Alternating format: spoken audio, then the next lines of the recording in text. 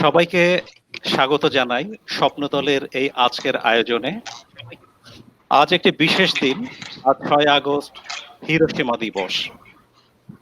1945 সালের এই দিনে পৃথিবীতে যে ঘটনাটি ঘটেছিল সেটি আগের পৃথিবী থেকে পরের পৃথিবীকে একেবারে বদলে দিয়েছে। এই দিনে জাপানের শহর হিরোশিমাতে বোমা ফেলা হয় এবং 3 দিন পরে 9 আগস্ট বোমা ফেলা হয় নাগাসাকিতে। এই যে বিয়োগান্ত ঘটনা, এই যে ট্র্যাজেডি, তাতে সর্বমোট আগে পরে মিলে প্রায় 2,47,000 মানুষ মারা গেছে। পৃথিবীতে মানুষ সৃষ্ট কোনো ঘটনায় এত বেশি মানুষ একক ঘটনার কখনোই মারা যায়নি। সেই জায়গা থেকে আমাদের এই হিরোশিমা দিবসটি স্মরণ করা উচিত। ভবিষ্যতের জন্য পৃথিবীকে পথ দেখানোর জন্যই স্মরণ করা উচিত। আজকে পৃথিবীতে বলা হয় যে প্রায় 15,500-এর মতো পারমাণবিক অস্ত্র আছে। এই পারমাণবিক অস্ত্রগুলো দিয়ে পৃথিবীকে প্রায় 28 থেকে 38 বার পর্যন্ত ধ্বংস করা যায়। তাহলে মানুষ হিসেবে আমাদের কর্তব্যটা কি? আমরা স্বপ্নদল গত 19 বছর ধরে এই দিবসটি বিশেষভাবে পালন করছি। প্রতি বছর এই দিবসের অনুষ্ঠানমালায় আমাদের থাকে শিল্পকলা একাডেমিতে আমরা করি, সেখানে আমাদের থাকে চিত্র প্রদর্শনী, আলোকচিত্র প্রদর্শনী, ইনস্টলেশন আর্ট প্রদর্শনী, চলচ্চিত্র প্রদর্শনী, জাপানি শিশু সাতাকি সাতাকি স্মরণে 1000 কাগজের সারস তৈরি এবং বিতরণ, প্রার্থনা, তাকে যুদ্ধবিরোধী আলোচনা এবং আমাদের দলের যে নাটক ত্রিংশ শতাব্দী, যেটি হিরোশিমা নাগাসাকির বিয়োগান্ত ঘটনা নিয়ে, তার একটি বিশেষ মঞ্চায়ন। কিন্তু এবারে পরিস্থিতিটি ভিন্ন। এবারে আমরা আসলে হলে বা মিলনায়তনে করতে পারছি না। আমরা এই ডিজিটালি এই হিরোশিমা দিবসের অনুষ্ঠান পালন করার চেষ্টা করছি এবং আমরা আজকে সন্ধ্যা 6টা থেকে আমাদের যে ত্রিংশ শতাব্দী হিরোশিমা নাগাসাকি ভিত্তিক ট্র্যাজেডি, যেটি ফেস্টিভ্যাল টোকিওর অফিসিয়াল প্রোগ্রাম হিসাবে 2018-তে টোকিওতে 2টি মঞ্চায়ন হয়েছিল। সেই ধারণকৃত মঞ্চায়ন ফেস্টিভ্যাল টোকিও অফিসিয়াল প্রোগ্রাম স্বপ্নদলের ত্রিংশ শতাব্দী, সেটি আজকে অনলাইন ডিজিটাল প্রিমিয়ার হয়েছে সন্ধ্যা 6টা থেকে। এখন আমরা মিলিত হয়েছি একটি বিশেষ আলোচনা অনুষ্ঠানে, সেটি হচ্ছে হিরোশিমা দিবস, ত্রিংশ শতাব্দী ও বিশ্ব শান্তি। দর্শক মন্ডলী, আমাদের সাথে উপস্থিত আছেন জাপানের মান্যবর রাষ্ট্রদূত, dear viewers, the Honorable Ambassador of Japan to Bangladesh, His Excellency Mr. Ito Naoki is with us in this discussion. I welcome you, dear sir. আমাদের সাথে উপস্থিত আছেন আইটিআই বিশ্ব কেন্দ্রের সাম্মানিক সভাপতি নাট্যজন রামেন্দু মজুমদার, আমাদের সর্বজন শ্রদ্ধেয় অভিভাবক। আমাদের সাথে উপস্থিত আছেন সেই সুদূর টোকিও থেকে Tokyo University of Foreign Studies এর বাংলা বিভাগের প্রধান কিউকো নিওয়া, যিনি বিদেশে একটি বিশ্ববিদ্যালয়ে বাংলা বিষয়ে শিক্ষাদান করেন এবং বিদেশি ছেলেমেয়েরা সেখানে পড়ালেখা করে। আমরা জানবো সেই সম্পর্কে। আমাদের সাথে উপস্থিত আছেন সেই সুদূর টোকিও থেকে জনাব জুয়েল হাসান কামরুল। জুয়েল ভাই একজন লেখক, অনেকগুলো বই তার প্রকাশিত হয়েছে, একজন অভিনেতা, জাপানের টেলিভিশন চলচ্চিত্রে তিনি দাপটের সাথে অভিনয় করেন এবং একজন সংগঠক, অনেকগুলো সংগঠন নেতৃত্ব দেন। এবং আজকে যে সংগঠনের প্রতিনিধি হিসেবে উনি আমাদের সাথে যুক্ত হচ্ছেন সেটি হচ্ছে টোকিও বই মেলা। টোকিওতে বাংলা বইয়ের বিস্তারের জন্য তারা একটি বাৎসরিক মেলা করে থাকেন, তিনি তার উপদেষ্টা।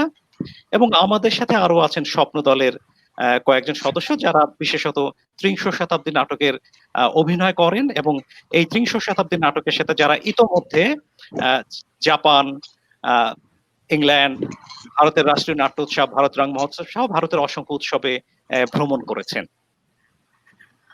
আমাদের আজকের এই আলোচনা অনুষ্ঠানটি আমরা ধারণা করছি যে 1.5 ঘন্টা বা 1.5 ঘন্টা চলবে, কিন্তু এটার একটা প্রথম উদ্বোধনী পর্ব আছে, যে পর্বে আমরা আমাদের সর্বজন শ্রদ্ধেয় অভিভাবক জনাব রামেন্দু মজুমদারের কথা শুনবো এবং আমরা আমাদের শ্রদ্ধেয় রাষ্ট্রদূত হিজ এক্সেলেন্সি ইতো নাওকি তার কথা আমরা শুনবো।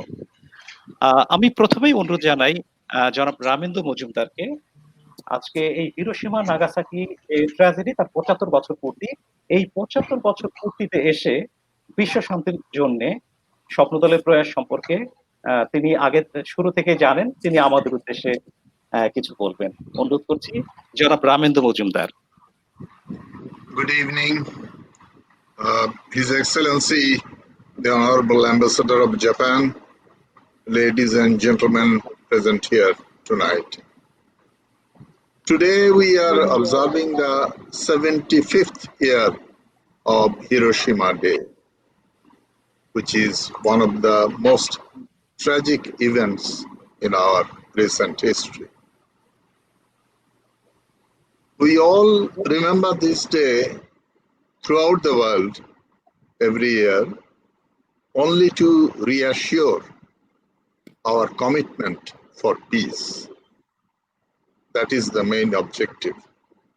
We remember what happened in Hiroshima and Nagasaki, and we don't want any more Hiroshima or any more Nagasaki.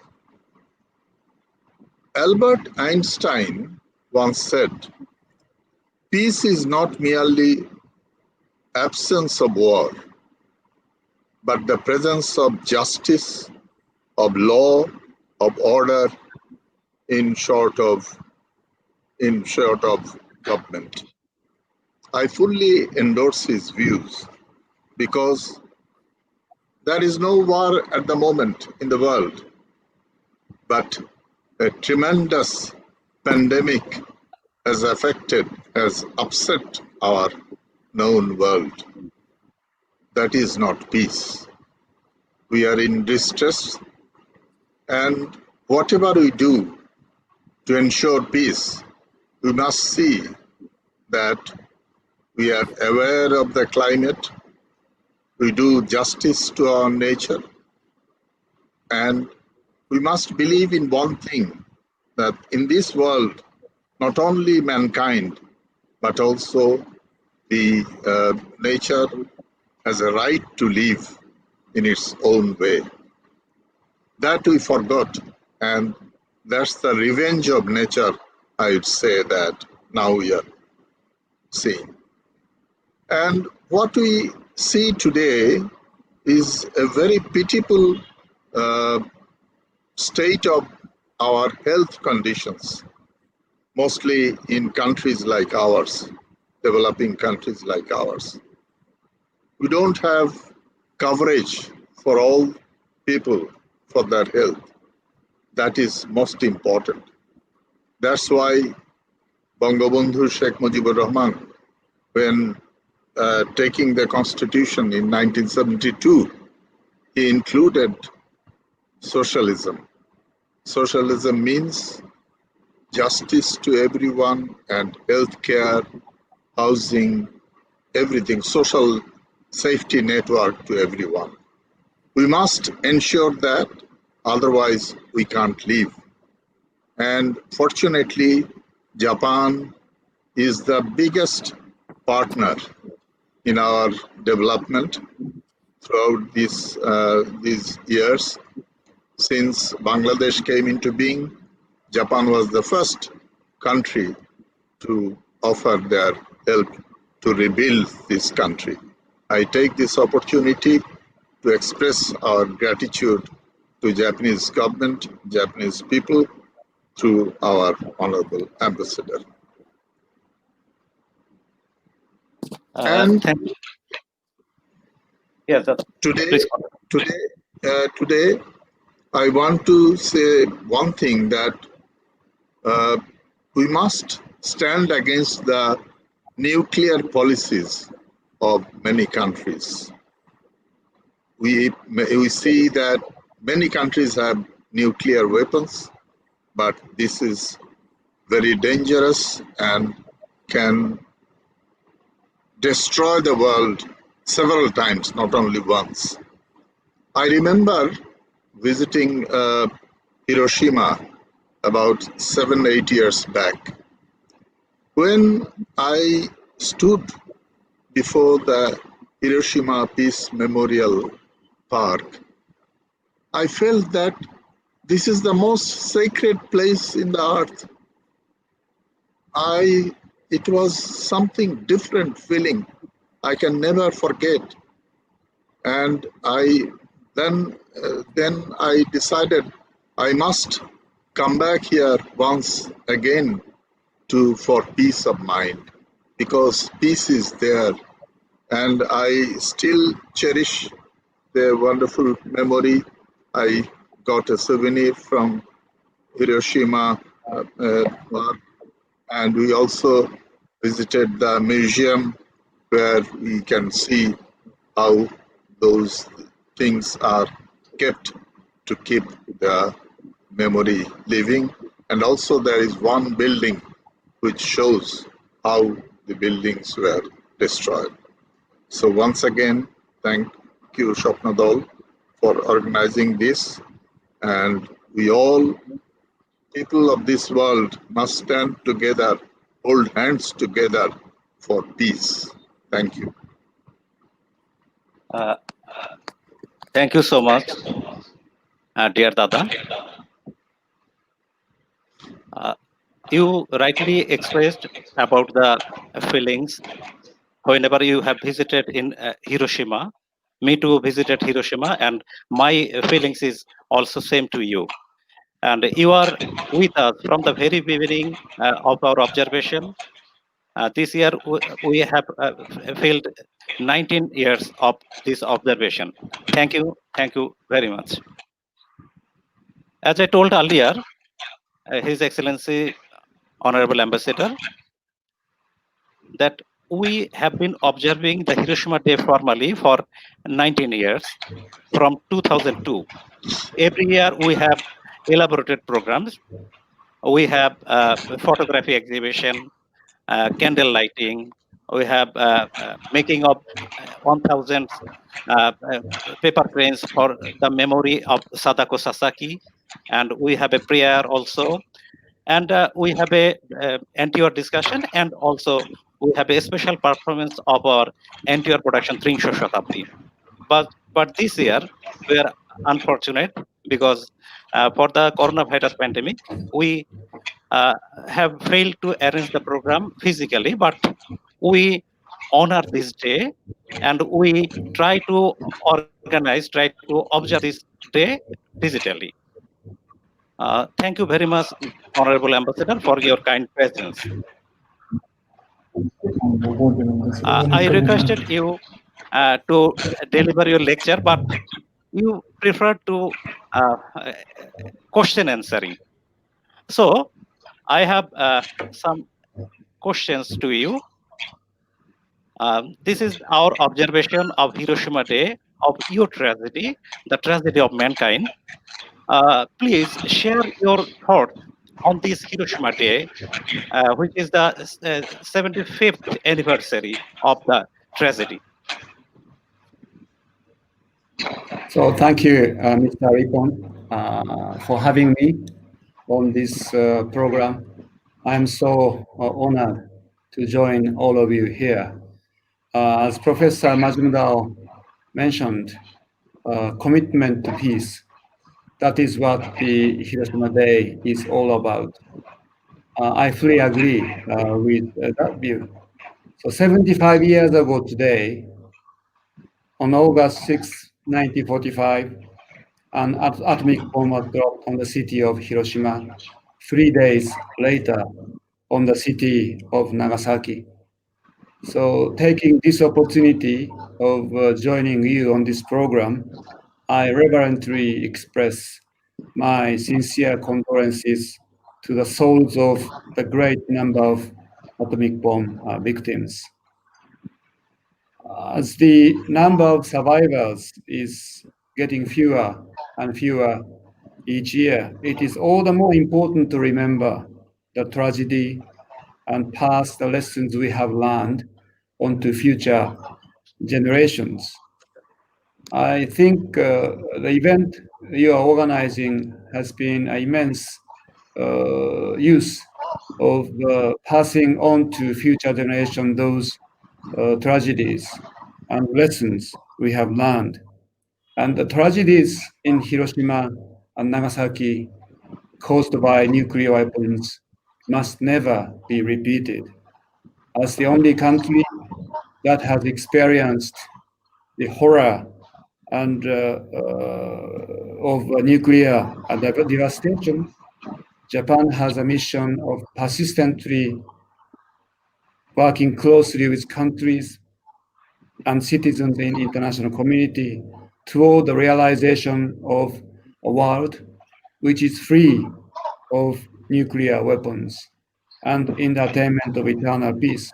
I hope the day August 6th will keep inspiring people, especially younger generation, to become more aware of the tragedies caused by nuclear weapons and the importance of peace. But thank you very much for doing this event today. Thank you very much, His Excellency Honorable Ambassador. As I told, we have been observing the day for long 19 years, from 2002. And we also performed our production Trinsho Shatabdi based on Hiroshima and Nagasaki tragedy in so many countries. Two of those countries are very important. That is England and India. And those two countries have the nuclear weapons. So, could you give us your impression on the activities of Shopnodal? Please, sir.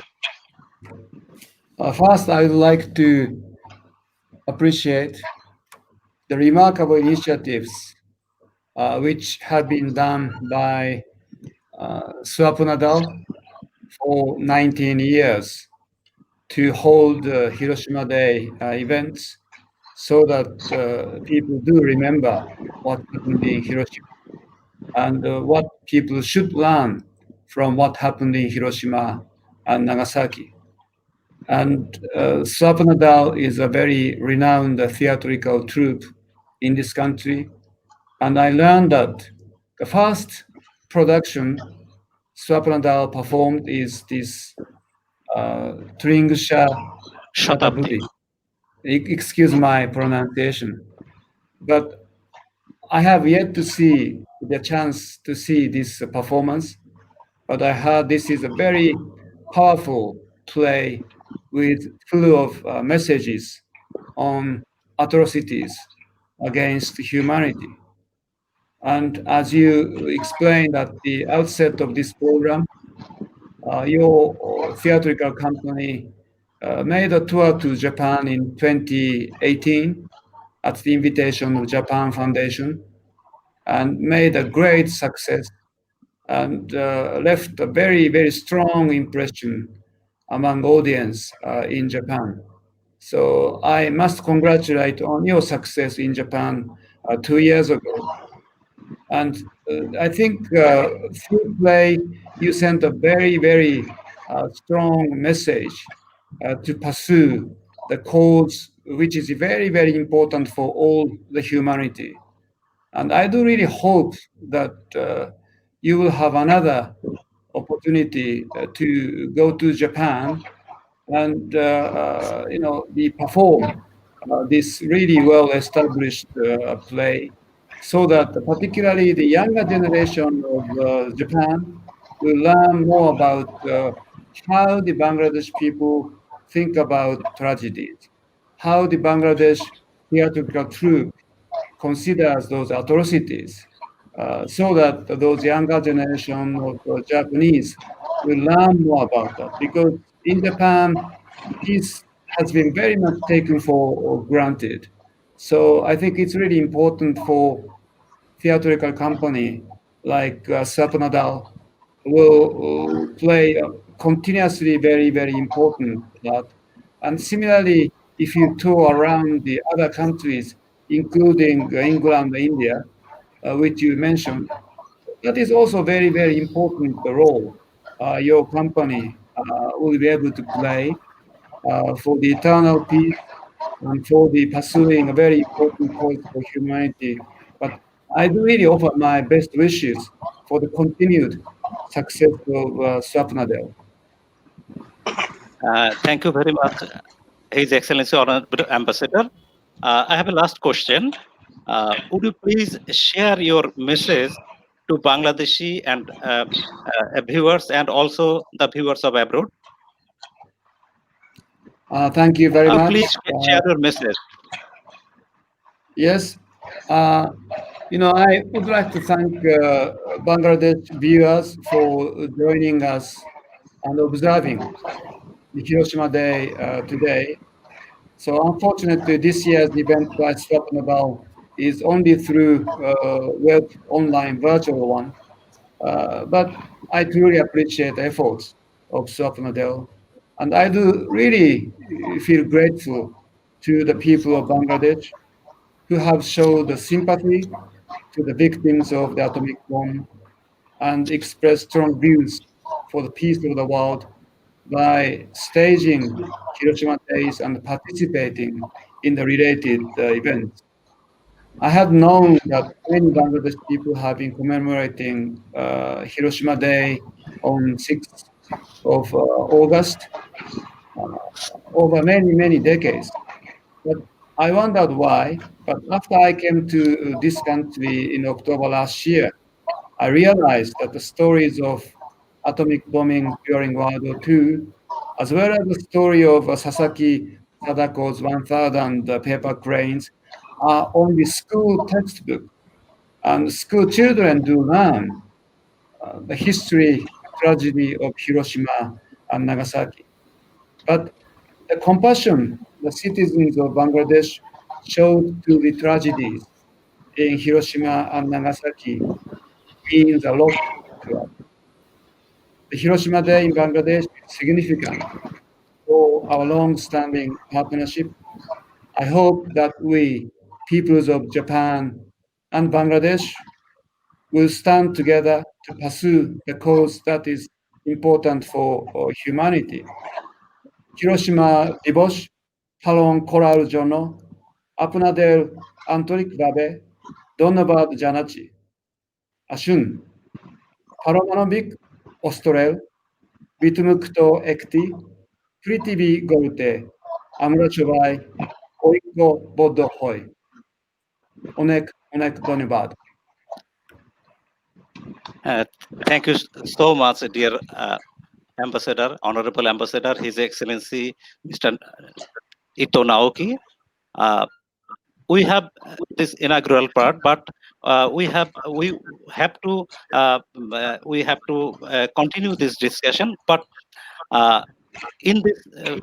in this part, I request Mr. Ito Naoki, His Excellency Ambassador, to watch on part of our production Tringsho Shatabdi. We want to perform a little part from our production Tringsho Shatabdi. I request you to stay with us for a few minutes. Thank you very much for having me, and I will not miss the most important part of the program. Thank you.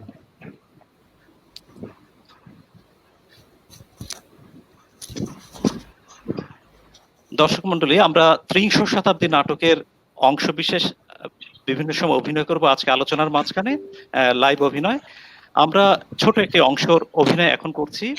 Mrs ইথারলি অর্থাৎ clod ইথারলি, যিনি হচ্ছেন বোমাটা ছিলেন সীমায়, আর তার স্ত্রী হচ্ছেন Mrs ইথারলি।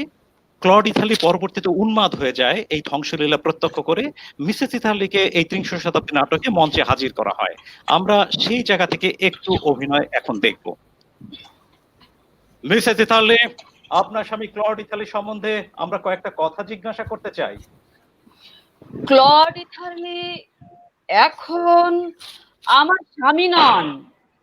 জানি, আপনি বিবাহ বিচ্ছেদের আবেদন করেছিলেন কোর্টে। হ্যাঁ, আবেদন মঞ্জুর হয়েছিল। আপনি কি ক্লডকে ভালোবাসতেন না? বাসতাম, খুব ভালোবাসতাম। ক্লডের মতো লোক আমি আগে কখনো দেখিনি। তাহলে বিবাহ বিচ্ছেদ চাইলেন কেন? ওর সঙ্গে ঘর করা আর সম্ভব ছিল না। যুদ্ধের শেষে মেজর ইথারলি ফিরে আসবার পরেই কি আপনার এই কথা মনে হয়েছিল? না, তখন আমার মতো সুখী মেয়ে আর কেউ ছিল না। ক্লড হিরো হয়ে ফিরেছিল। টেক্সাসের গ্রেসন শহরে বিয়ের অভ্যর্থনা পেয়েছে। শোভাযাত্রা, ব্যান্ড, পতাকা, নগর সজ্জা, মেয়রের বক্তৃতা, কিছুই কিছুই বাদ যায়নি সেদিন। কিন্তু ক্লড বলুন বলুন। অভ্যর্থনা অনুষ্ঠান শেষ হবার আগে ক্লড হঠাৎ উঠে ছুটে বেরিয়ে গেল, আমাদের কাউকে কিছু না বলে। অনেকক্ষণ পর ওকে খুঁজে পেলাম একটা গোলা ঘরে, একা লুকিয়ে বসে আছে আর কাঁদছে। কাঁদছে? হ্যাঁ, কাঁদছে। ওকে এর আগে কখনো কাঁদতে দেখিনি। কান্না কান্না ওর সঙ্গে একেবারেই খাপ খায় না। তারপর? সবাই বলল স্নায়বিক গোলমাল। যুদ্ধপর শান্তিপূর্ণ জীবনে অনেকেই মানে নিতে পারেনি প্রথম দিকে। আমিও তাই ভেবেছিলাম, নিজের ওপর প্রচন্ড বিশ্বাস ছিল, ওকে স্বাভাবিক জীবনে ফিরিয়ে আনতে পারবো। পারলেন না? না, বিশ্বাস করুন, আমি চেষ্টা করিনি। কিন্তু দিনের অবস্থা খারাপের দিকে যেতে লাগলো। আমি ভয় পেতাম ওকে দেখে।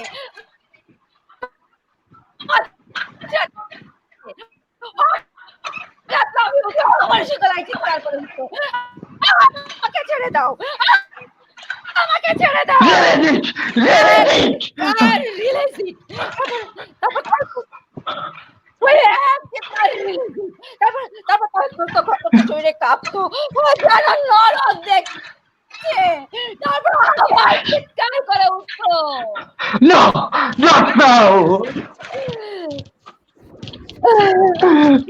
Not now! এখন না, Think of the children! এখন না।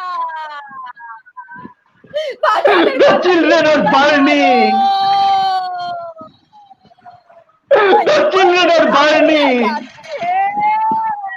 The children! Oh, cry!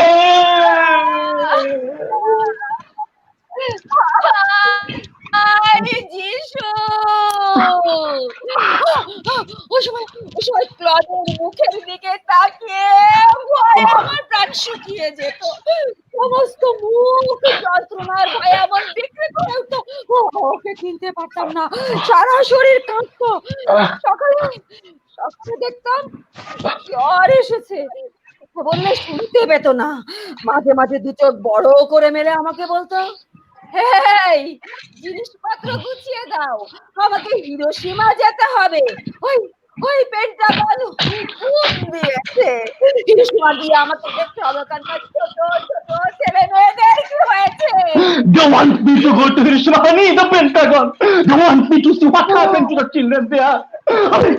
I don't want to go, but it's an order, see! It's an order!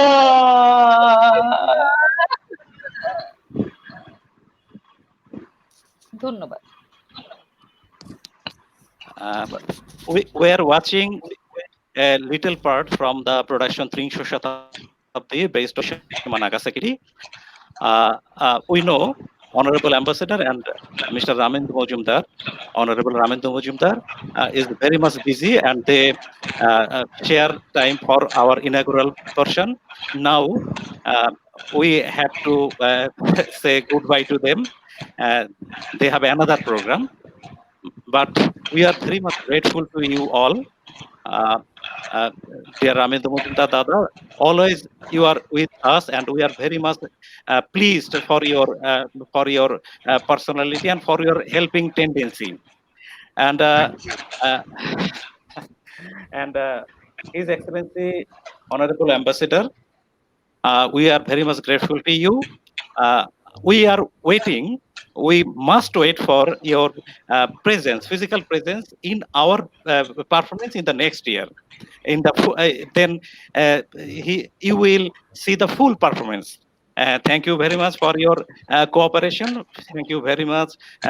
Thank you very much for your kind appearance, and thank you very much to the Japan Embassy, all the employees of Japan Embassy, officers and others Japan Embassy. Thank you very much. Well, thank you very much for having me. And once again, thank you very much for observing the Hiroshima Day. We look forward to visiting you, and we look forward to seeing the whole play next year. Thank you very much.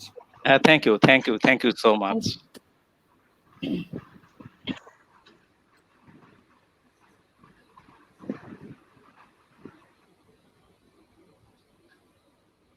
দর্শক মন্ডলী, আমরা আমাদের আলোচনাটি continue করব।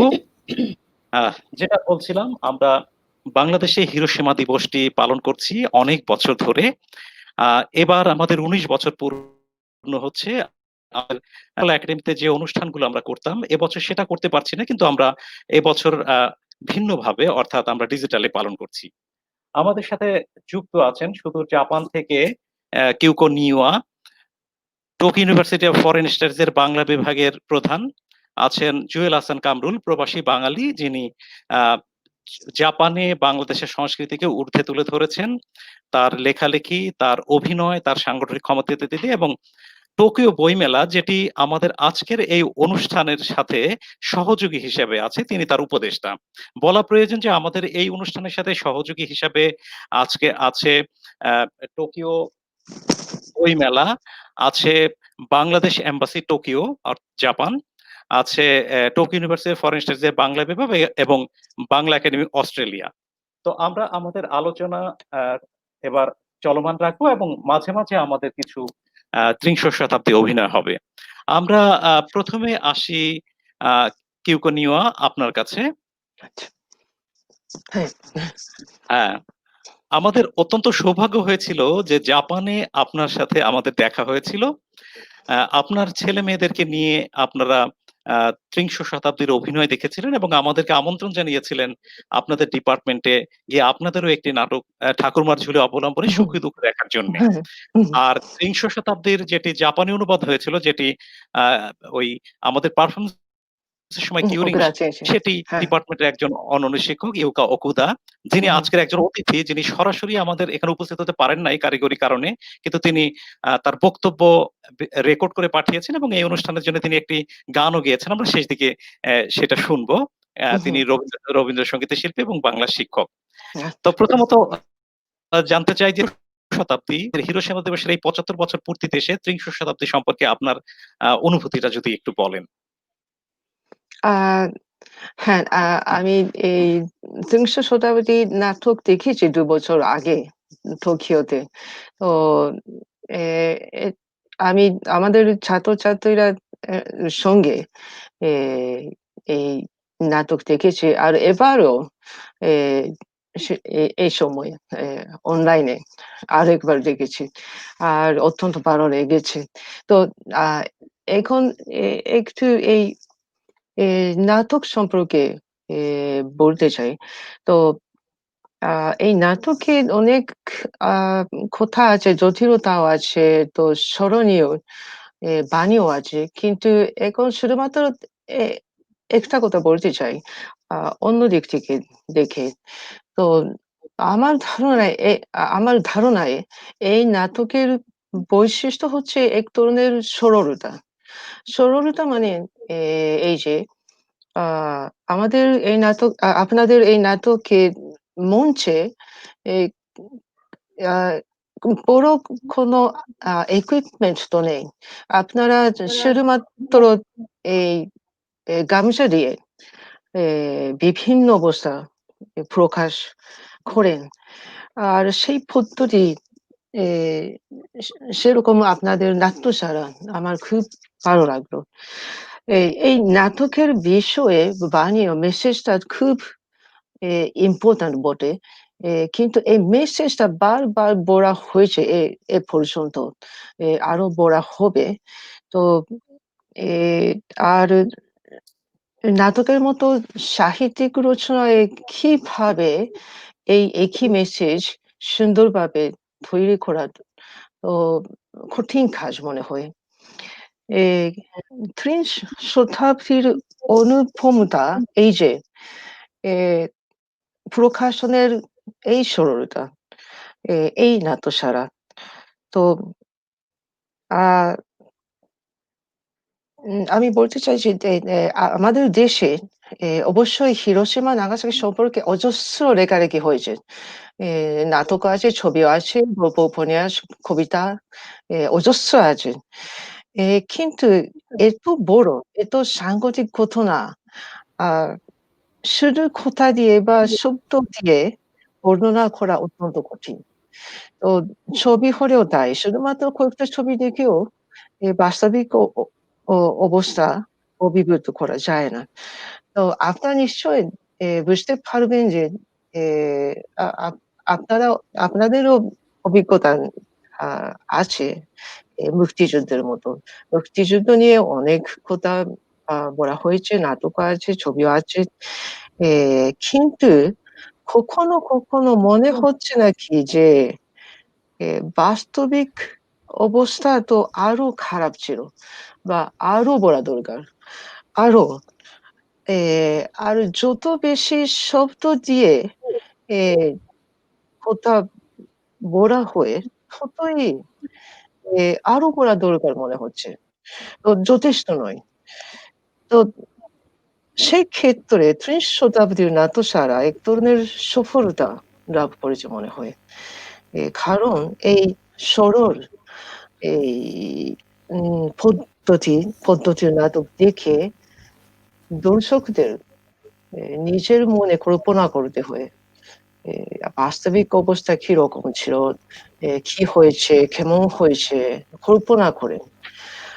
তো সেই এ কল্পনার সুতরে শুধুমাত্র হিরোশিমা নাগাসাকি নয়, এ অন্য কারো অন্য এ জায়গার সব যুদ্ধ, সব সাংঘাতিক ঘটনা কল্পনা করা যায়।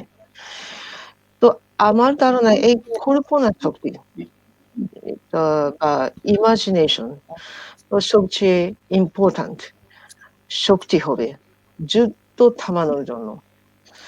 সেজন্যে এ আমি বিশেষ কৃতজ্ঞতা জানাতে চাই স্বপ্নদলকে। আর এই এ ত্রিশ শতাব্দীর নাটককে অভিনন্দন জানাতে চাই। তো আপনারা নিশ্চয়ই বারবার ভবিষ্যতেও অভিনয় করবেন এই নাটক। আ তো আমি আন্তরিকভাবে আশা করছি আপনাদের আরো সাফল্য। তো আমিও অনেকবার দেখতে চাই। এরপরেও বারবার দেখতে চাই এই নাটক। অত্যন্ত ভালো ভালো নাটক মনে হয়।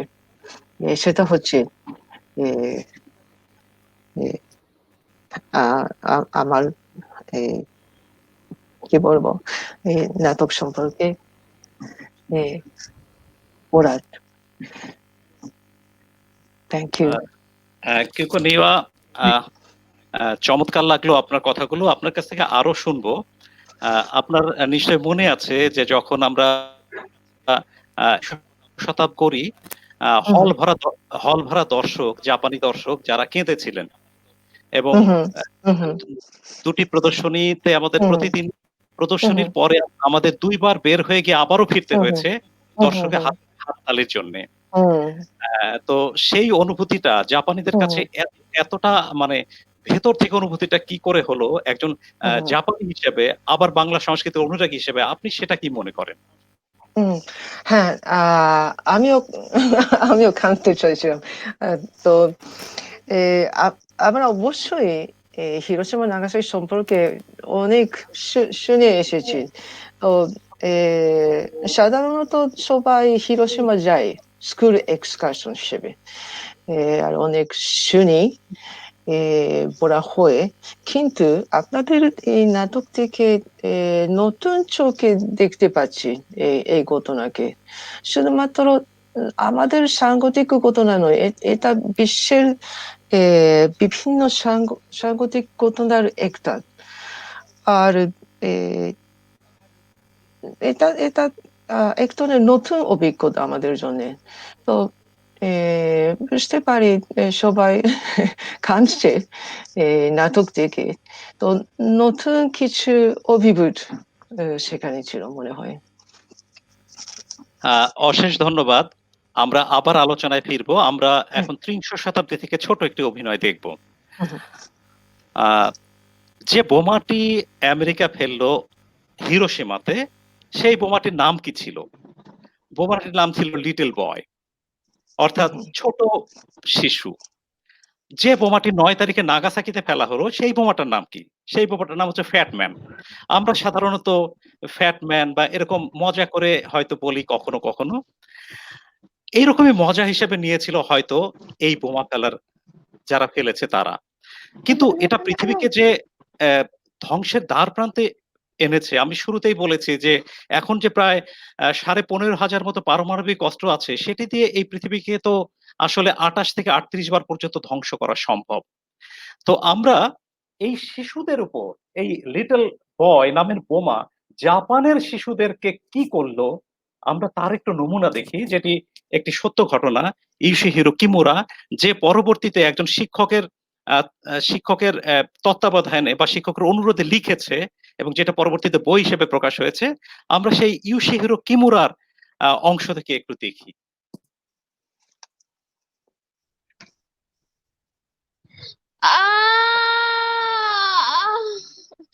জ্ঞান হলে কোন রকমে গুড়ি মেরে বেরিয়ে এলাম। আমি কোথায়? হঠাৎ দুপুরের রোদে চোখ ধাঁধিয়ে গেল, মাথাটা ঘুরে উঠলো, দেখি চারিদিকে অনেক লোক পড়ে আছে, তাদের অনেকের মুখ পুড়ে কালো হয়ে গেছে। রাস্তায় বেরিয়ে একটা নিশ্চিন্ততার নিঃশ্বাস ফেলেছি। হঠাৎ ডান হাতে ভীষণ যন্ত্রণা অনুভব করলাম। দেখি হাত থেকে গোড়ায় পর্যন্ত চামড়া উঠে গেছে, সমস্তটা লাল হয়ে রয়েছে। বাড়ির দিকে পা বাড়াতে হাঁপার ডাক শুনতে পেলাম। আপা, আপা, ওকে চেনা যায় না, চুলগুলো একেবারে সাদা, কাপড় ছিঁড়ে টুকরো টুকরো হয়ে গেছে। চলো আপা, আমরা বাড়ি যাই। দুজনে বাড়ি এলাম, কিন্তু কিন্তু বাড়ি নেই, সব থেপটে জমি হয়ে গেছে। বাবাকে দেখতে পেলাম, বাবা ইট কাঠ নিয়ে টানাটানি করছে। আমি জিজ্ঞেস করলাম, মা কই বাবা, মা কই? চাপা পড়েছে। মা, আমি প্রাণপণে যন্ত্র সরাতে চেষ্টা করলাম, কিন্তু সেই কড়ি বর্গা চুন বালি কাজের স্তূপ সারাবো কি করে? এতক্ষণে আমি কাঁদতে শুরু করলাম। মা, মা গো, তোমাকে যে বের করতে পারছি না মা, সমস্ত দোতলাটা ইটে ভেঙে তোমার উপর। বাবা হঠাৎ হাল ছেড়ে থেমে গেলেন। আমি জিজ্ঞেস করলাম, থামলে কেন বাবা, থামলে কেন? বাবা ক্লান্ত ভাবে বললেন, মরে গেছে। মা, মায়ের মাথায় একটা 5 ইঞ্চি লম্বা পেরেক গেঁথে গিয়েছিল। মা, তারপর বৃষ্টি শুরু হলো, কাদা কাদা নোংরা পানি। চলো আপা, চলো বাবা। আমরা একটা রেল পুলের নিচে গিয়ে দাঁড়ালাম। রেল পুলটা জ্বলছিল আর ফট ফট করে শব্দ হচ্ছিল। বাবা জিজ্ঞেস করলেন, তোর মাথায় কি হয়েছে? মাথায় হাত দিতেই চটচটে লাগলো, রক্ত, রক্ত, বাবা রক্ত। বৃষ্টি থামলে হঠাৎ খুব ঠান্ডা পড়লো, একটা বাড়ি আগুনে পুড়ছিল। আমরা সেখানে গিয়ে আগুন পোহালাম, ভীষণ তেষ্টা পেয়েছিল। চলো আপা, নদীতে পানি খেতে গেলাম। অনেকগুলো কালো কালো পোড়া পোড়া মৃতদেহ পানিতে ভেসে যাচ্ছিল। আমি সেগুলো ঠেলে সরিয়ে পানি খেলাম। চারিদিকে এত মৃতদেহ ছড়িয়েছিল যে তা দেখে আমার আর কিছুই মনে হচ্ছিল না। একটা বাচ্চা ছেলে মা মা করে চেঁচাচ্ছিল। অনেকে অনেকে নদীর দিকে আসছিল, পড়ে যাচ্ছিল আর মরে যাচ্ছিল। হাপা, হাপা রে তুইও।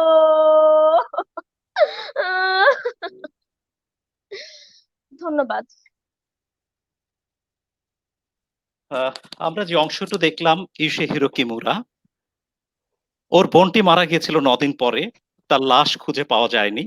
ওর বাবা সেই প্রিয়তম কন্যার দেহকে সৎকার করার জন্য, যেখানে সার্বজনীন চিতায় মৃতদেহগুলো পোড়ানো হচ্ছিল, সেখান থেকে একটু ছাই নিয়ে এসেছিল এই সান্ত্বনার জন্য যে তার মেয়ের সৎকার একটু হলেও সে করলো। যাই হোক, আমরা ত্রিংশ শতাব্দীর অভিনয় আবারও দেখবো। আমরা এবার একটু জুয়েল হাসান কামরুল ভাইয়ের কাছে আসি। জুয়েল ভাই আমাদের স্বপ্নদলের অত্যন্ত প্রিয় একজন মানুষ। আমরা বলি যে স্বপ্নদলের জাপান প্রতিনিধি। জুয়েল ভাই, আমরা আগেই বলেছি যে লেখক, তার অনেকগুলো বই প্রকাশ হয়েছে। জুয়েল ভাই একজন দক্ষ অভিনেতা। তিনি জাপানিদের সাথে পাল্লা দিয়ে জাপানি টেলিভিশন এবং চলচ্চিত্রে অভিনয় করে থাকেন এবং অনেকগুলো সংগঠনের নেতৃত্ব দিয়ে থাকেন। তার মধ্যে একটা হচ্ছে টোকিও বই মেলা, যারা আমাদের আজকের এই অনুষ্ঠানের সহযোগী হিসেবে আছে আয়োজনে। তো জুয়েল ভাইয়ের কাছে অনুরোধ যে জুয়েল ভাই, আপনি একটা দায়িত্ব পালন করেছিলেন ফেস্টিভ্যাল টোকিওতে ওদের তারা অনুরোধ প্রাপ্ত হয়ে। সেটি হচ্ছে যে আমাদের যে সাবটাইটেল, সেটি বাংলা সংলাপের সাথে সাথে আপনি প্রক্ষেপণের দায়িত্ব পালন করেছিলেন এবং একই সাথে দর্শকদের অনুভূতিটাও আপনি দেখেছেন টোকিও মেট্রোপলিটন থিয়েটারে, ফেস্টিভ্যাল টোকিওতে। সেই জায়গা থেকে আপনি যদি এই বিশ্ব শান্তির ক্ষেত্রে স্বপ্নদল এবং স্বপ্নদলের ত্রিংশ শতাব্দী কি ভূমিকা রাখছে বা রাখতে পারছে আজকের এই হিরোশিমা দিবসে এসে আপনি যদি একটু বলেন।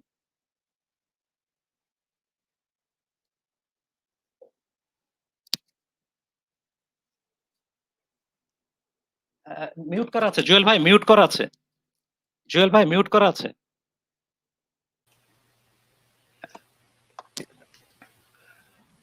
ধন্যবাদ জাহিদ ভাই, সঞ্চালক এবং স্বপ্নদলের সকল সদস্য এবং এই মুহূর্তে উপস্থিত রয়েছেন কিয়োকো নিওয়া সেন্সে এবং যারা দেখছেন সকলকে ধন্যবাদ জানাচ্ছি। এবং আজকে এই হিরোশিমা দিবসে যারা প্রাণ হারিয়েছেন সে সকল আত্মাকে স্মরণ করে বিনম্র শ্রদ্ধা জানাচ্ছি। আমি স্বপ্নদলের এই ফেস্টিভ্যাল টোকিওর যে 300 শতাব্দীর প্রযোজনার যে দুটো মঞ্চায়ন টোকিও মেট্রোপলিটন থিয়েটারে হয়েছিল, তাতে একটা জাহিদ ভাই বলেছেন যে সেখানটায় মানে ওনারা যে সংলাপগুলো মঞ্চে বাংলাতে বলেছেন সেগুলো অনুবাদ করেছিলেন ওকুদা সেন্সে।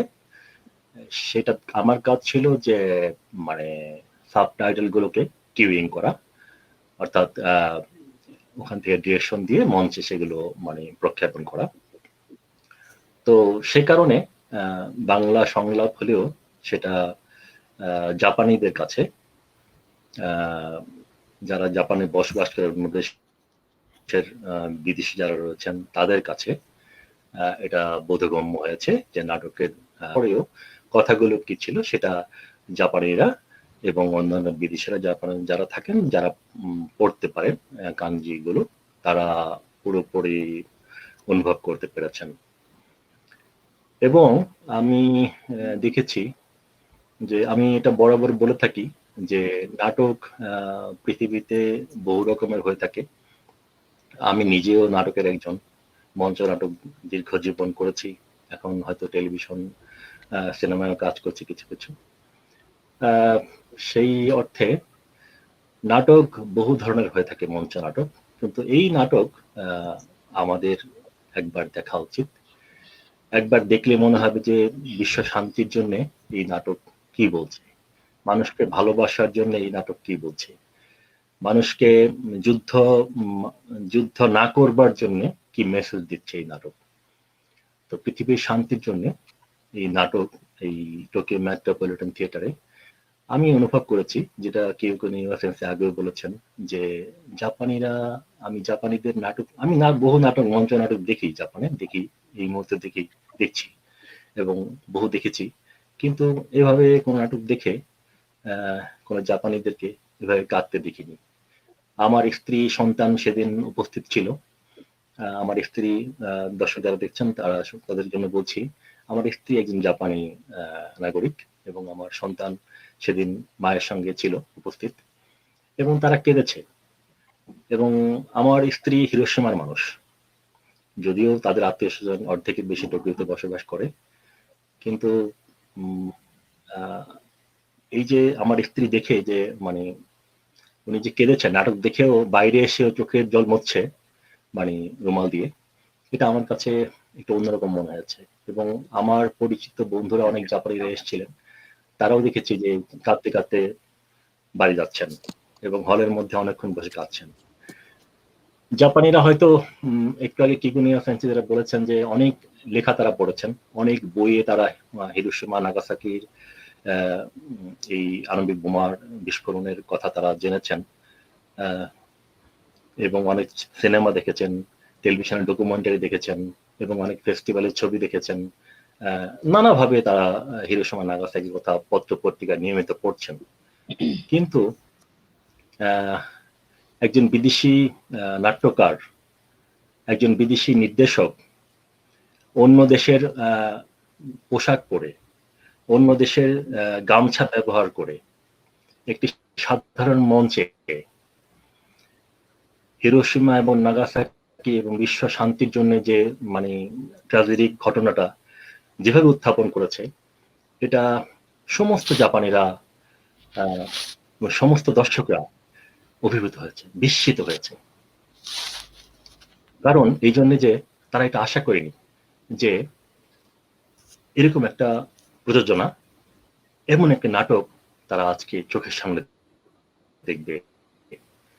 তারা টোকিও মেট্রোপলিটন থিয়েটারে চোখের সম্মুখে দেখেছিল যে 1945 সালের 1945 সালের 6ই আগস্টের অথবা 9ই আগস্টের হিরোশিমা এবং নাগাসাকির 6ই আগস্ট এবং 9ই আগস্টের যে নৃশংস প্রেক্ষাপট, তারা সেটা চোখের সামনে দেখতে পেয়েছিলেন। এবং আমার সন্তান এবং আমার সন্তানের মধ্যে যারা কম বয়সের ছিল বা যারা আমার মতো বয়সী, যারা যেহেতু আজকে 75 বছর হিরোশিমা নাগাসাকির সেই হৃদয় বিদারক ঘটনা যারা দেখেনি, তারা চোখের সম্মুখে যেন হিরোশিমা নাগাসাকি দেখতে পেয়েছিল। তো সেই অর্থে আমি মনে করি যে যুদ্ধ সাধারণ যুদ্ধ নয়, যেটা বিশ্বযুদ্ধ ছিল, এবং বিশ্বযুদ্ধেও কোনো সাধারণ অস্ত্র দিয়ে মৃত্যু নয়, যেটা ছিল বোমা দিয়ে, সেটা সাধারণ বোমা নয়, পারমাণবিক বোমা। সেই পারমাণবিক বোমা যে কত ভয়ঙ্কর হতে পারে, পারমাণবিক বোমাতে নিঃশ্বাস, সেই বোমা পড়ার পরে যে নিঃশ্বাস গ্রহণ করলে মানুষের যে ক্যান্সার হয়ে যেতে পারে, মানুষের শরীরে একটু একটু সেই বাতাসটা উড়ে এসে লাগলে সেটা যে স্কিন ক্যান্সার হয়ে যেতে পারে বা ব্লাড ক্যান্সার হয়ে যেতে পারে। এটা যে কি ভয়ঙ্কর। এবং সেই সময় জাপানে অগাস্ট মাস বলে গ্রীষ্মকাল জাপানে, এবং প্রচন্ড গরম এই সময় জাপানে, কমপক্ষে 36 ডিগ্রি সেলসিয়াস তাপমাত্রা থাকে কিংবা 38 ডিগ্রি সেলসিয়াস তাপমাত্রা থাকে সেই গ্রীষ্মে। এবং জাপানের গরম খুব মানে খুব, যেহেতু শীত প্রধান দেশ, গরমগুলো হয়ে থাকে গ্রীষ্মকালে একদম শরীর চিমটানো, কামড়ানো একটা গরম। সেই গরমের মধ্যে মানুষকে আণবিক বোমায় পুড়িয়ে দিয়েছিল এবং তাতে তারা পুরো শহরটা কয়লা হয়ে গিয়েছিল। এবং মানুষ সেই সময় সম্ভবত পানি দাও, পানি দাও, মা বাঁচাও, পৃথিবী আমাকে বাঁচাও বলে মিনতি করছিল। তো এই নাটক এক ভীষণ বক্তব্য সম্পন্ন নাটক। আমি ব্যক্তিগতভাবে মনে করি যে এই নাটক বিশ্বের প্রতিটি মানুষের একবার দেখা উচিত, তাহলে হয়তো আমরা যুদ্ধ করব না। আরেকটি ধন্যবাদ দেওয়া উচিত যে এই সময় আমার সঙ্গে আমাদের বন্ধুবর মুকুল মোস্তাফিজ, সে টোকিওতে এই নাট্যোৎসবে তিনি স্বপ্নদলের যারা ইন্টারভিউ করেছিলেন সে কথাগুলো মুকুল মোস্তাফিজ, বন্ধুবর মুকুল মোস্তাফিজ সেগুলো অনুবাদ করেছিল মঞ্চে।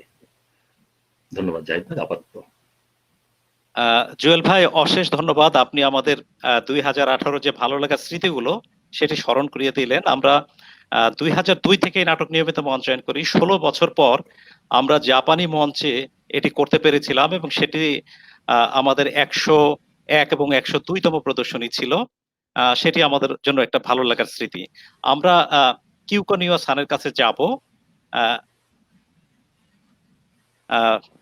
ডক্টর কিউকো নিওয়া, আপনার সম্পর্কে জেনে আমরা যেটা বিস্মিত হই সেটি হলো যে রবীন্দ্রনাথকে ভালোবেসে, রবীন্দ্রনাথকে অনুভব করে আপনি বাংলা ভাষাকে ভালোবাসলেন এবং মনে করলেন যে আরেকটু ভালো মতো বোঝার জন্য রবীন্দ্রনাথকে বাংলাটা শেখা দরকার, এবং তারপর আপনি বাংলা শিখলেন, বাংলা সাহিত্যের উপর পিএইচডি করলেন যাদবপুর বিশ্ববিদ্যালয় থেকে, এখন টোকিও ইউনিভার্সিটি ফরেন স্টাডিজের বাংলা বিভাগের প্রধান। তো এই যে রবীন্দ্রনাথের প্রতি আপনার ভালোবাসা, আজকে রবীন্দ্রনাথ ঠাকুরের প্রয়াণ দিবস, সেই হিসেবে আজকে এই দিনটা তার কথা শুনতে আমাদের খুব ভালো লাগছে। তা সেই জায়গা থেকে যদি একটু বলেন যে সংস্কৃতি বাংলা সাহিত্যের কোন আপনাকে আকর্ষণ করছে? আম আসলে আমি বিশ্ববিদ্যালয়তে হিন্দি ভাষা শিখেছি।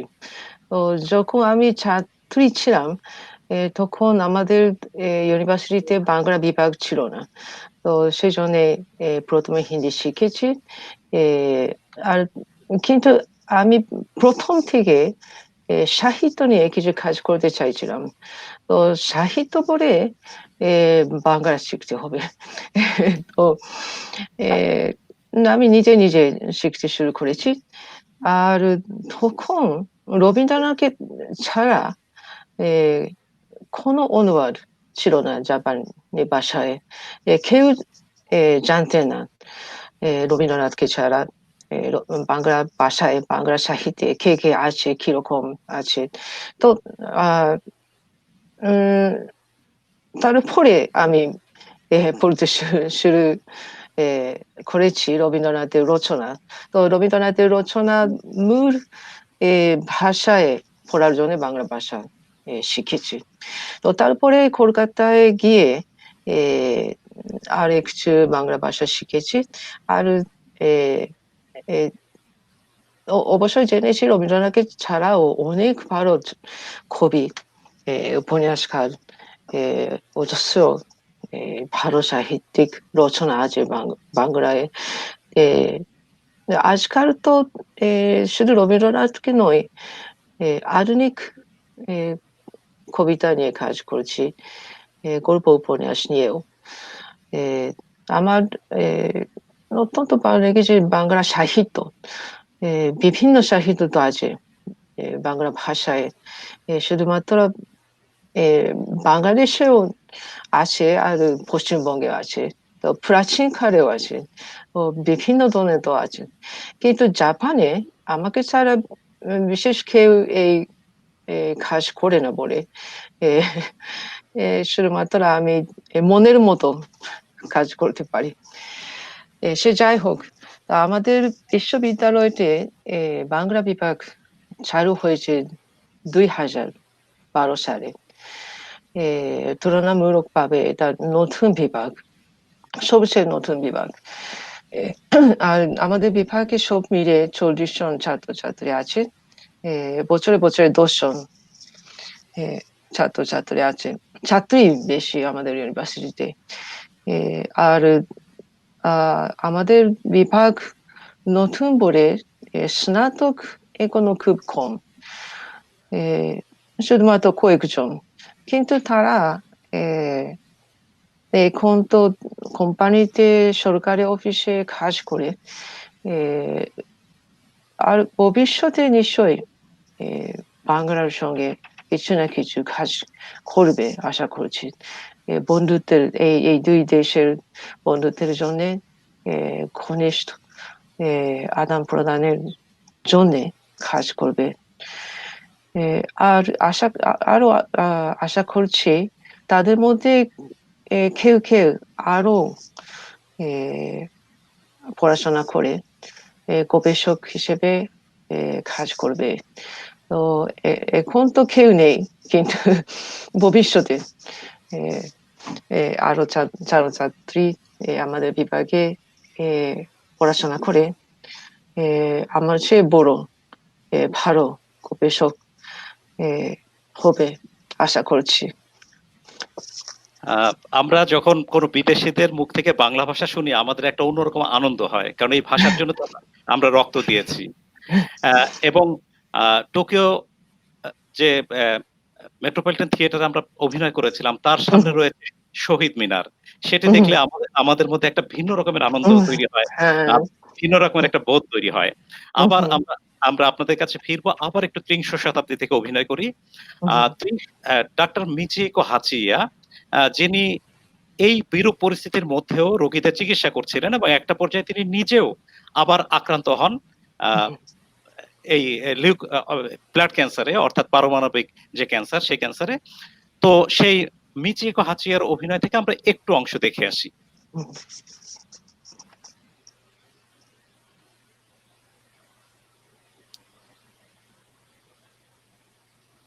হ্যাঁ, ডক্টর মিচিকো হাচিয়া কই?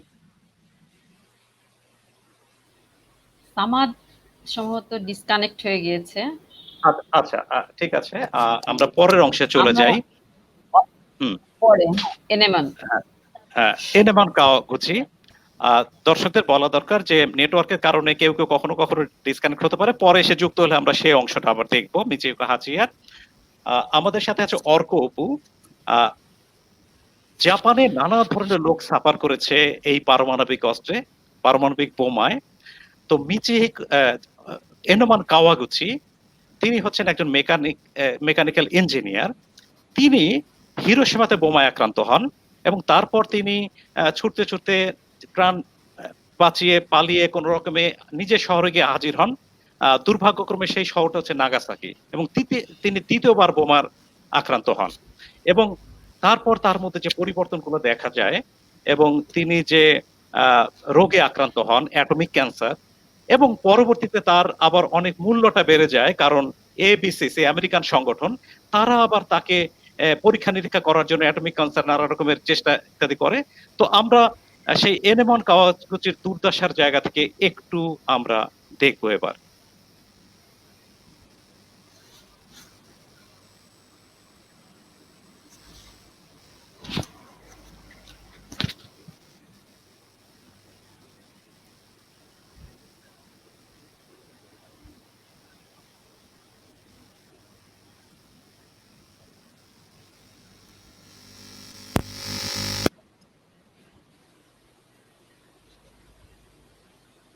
হ্যাঁ, এনেমন একটু শুরু থেকে করেন। এনেমন, শুনতে পাচ্ছি না, মিউট করা। মিউট করা।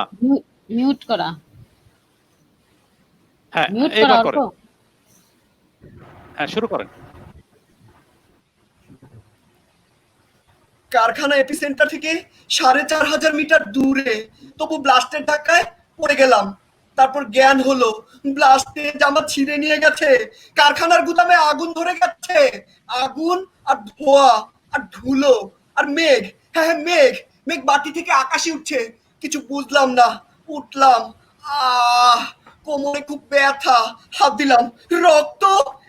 গাড়ি ছিটকে এসে লেগেছে, খুব গরম, গায়ে ফোসকা পড়ে গেছে। কিছু বুঝলাম না, বুঝলাম পালাতে হবে, বাঁচতে হবে। চারিদিকে আগুন, নদীর দিকে ছুটলাম।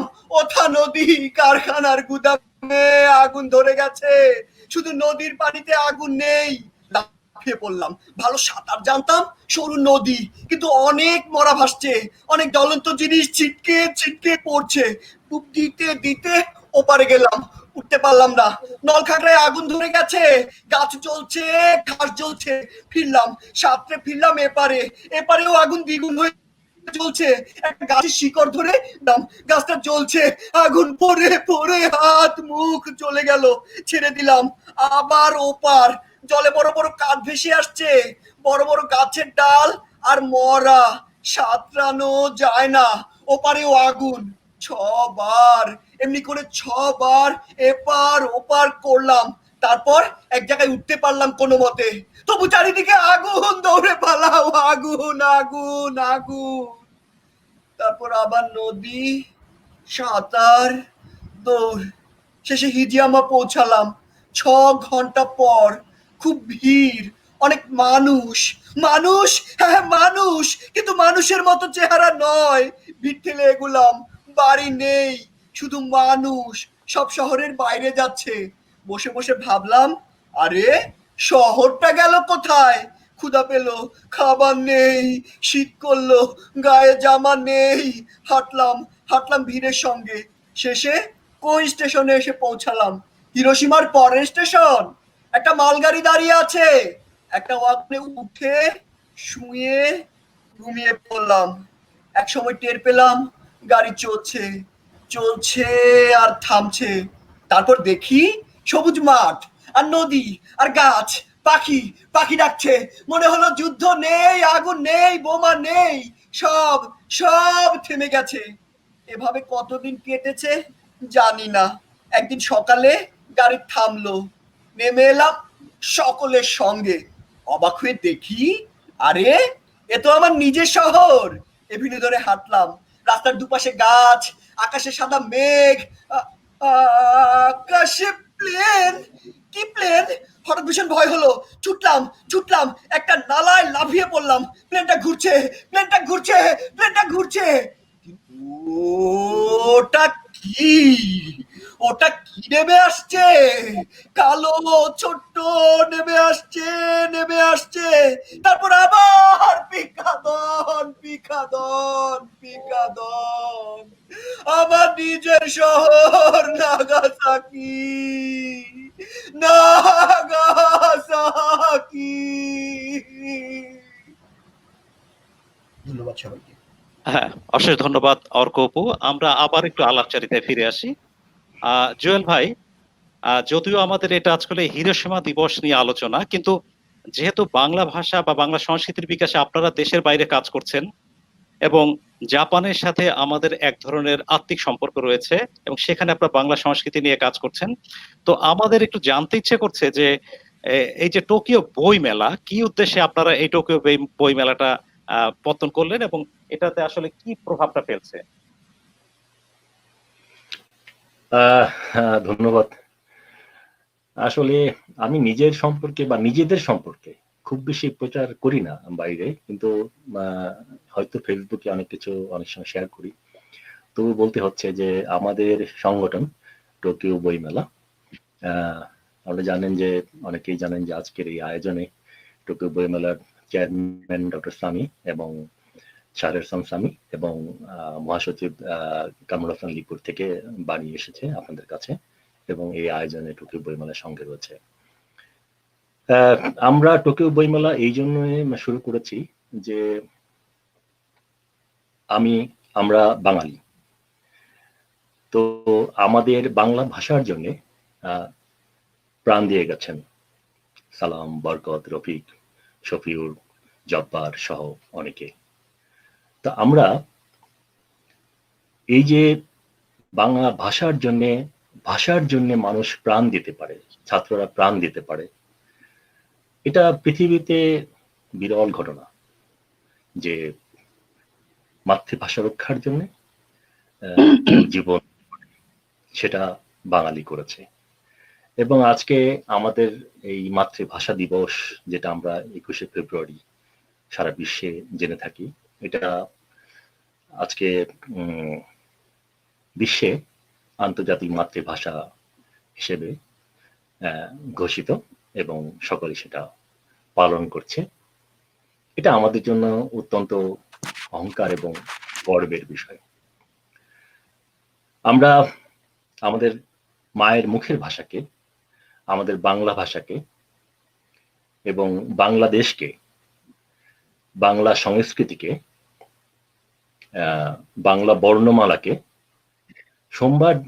সম্মান দেবার জন্য, ভালোবাসা দেবার জন্য আমরা এটা প্রবাসে আমরা উপস্থাপন করা শুরু করেছি এবং সেই উদ্দেশ্যেই যে সারা বিশ্বের অন্যান্য ভাষার মাঝেও বাংলা বই কেমন, বাংলা বর্ণমালা কেমন, বাংলা ভাষাটা কেমন, বা জাপানি যারা বাংলা ভাষা বলতে পারেন বা বাংলা ভাষা যারা লিখতে পড়তে পারেন, যে সকল জাপানিরা বা অন্যান্য দেশের মানুষ যারা বাংলা ভাষা লিখতে পড়তে পারেন, তারা বইমেলায় আসুক, দেখুক, বই কিনুক, বইকে ভালোবাসুক। এই পৃথিবীতে সকল বইয়ের মধ্যে বাংলা বইও সবার ঘরে ঘরে থাকুক, সেই লক্ষ্যে আমাদের এই টোকিও বই মেলা শুরু করেছি আমরা সকলে মিলে। জি, হ্যাঁ, অশেষ ধন্যবাদ জুয়েল ভাই। আমরা প্রত্যাশা করি যে টোকিও বই মেলা উত্তরোত্তর উন্নতি লাভ করবে এবং আমরা সেই শুভকামনা সকল বাঙালির পক্ষ থেকে রাখছি। আমরা আবার একটু অভিনয় দেখবো, তারপরে আবার আলোচনায় ফিরবো। আমাদের সাথে সামাদ ভুইয়া, যিনি একটু আগে বিযুক্ত হয়ে গেছিলেন, তিনি আবার যুক্ত হয়েছেন। আমরা যে ডাক্তারের গল্পটা বলছিলাম মিচিকো হাচিয়া, আমরা সেই অভিনয়টা এবার দেখব। Doctor Michiko হাচিয়া।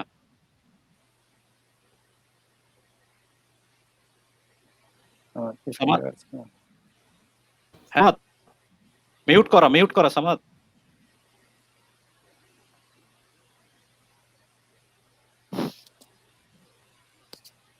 হ্যাঁ, Michiko হাচিয়া।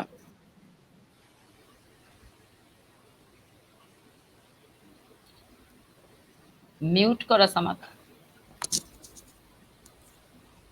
Konnichiwa, Michiko Hachiya, director communications hospital. বোমার এপিসেন্টারের 500 গজের মধ্যে যারা ছিল তারা তো কেউ বাঁচেনি। 500 গজের বাইরে আমাদের বেশিরভাগ রোগী, এই যেমন ধরুন এটা নাম তাকাতা, মহিলা, বয়স 28, প্রথম পরীক্ষার তারিখ 28 আগস্ট 1945। লক্ষণ সাধারণ দুর্বলতা, পেটের অসুখ, মাঝে মাঝে বমি, জিভের স্বাদ গ্রহণের ক্ষমতা নষ্ট, চুল খসে যেতে শুরু হওয়া, নারী স্বাভাবিক, নিঃশ্বাস স্বাভাবিক কিন্তু ইউরিন নেগেটিভ, থোরাক্স বা অ্যাবডোমেনে অস্বাভাবিক কিছু নেই, রক্তের শ্বেতকণিকার পরিমাণ ভীষণ কম। এই একটা ব্যাপার প্রায় প্রত্যেকেরই দেখা গেছে, রক্তের শ্বেতকণিকার পরিমাণ ভীষণ কমে যায়। সারা গায়ে ছোট ছোট পেটিকিয়া, আলপিনের মাথার সাইজ। পেটিকিয়া, পেটিকিয়া হচ্ছে চামড়া লাল বা বেগুনি,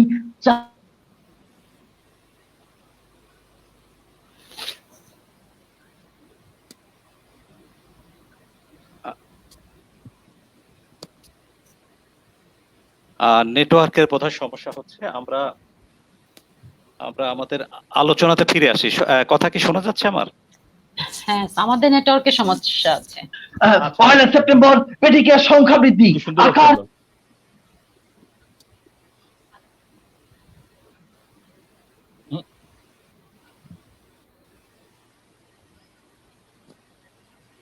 আচ্ছা, আমরা ফিরে কেউ নাই আসান, কেউ নেই আসান, আমরা আপনার কাছে আবার একটু ফিরে আসি। আমরা যেটা জেনেছি যে আপনি তারাশঙ্করের কবি উপন্যাসটা আপনি অনুবাদ করেছেন এবং সাথে আরো কিছু ছোট গল্পের অনুবাদের হাত দিয়েছিলেন। সেই জায়গাটা যদি একটু বলেন, এবং জাপানে আসলে বাংলা সাহিত্য কারা পড়েন বা টার্গেট কারা, কাদের উদ্দেশ্যে অনুবাদটা করেছেন সেটা যদি একটু বলেন।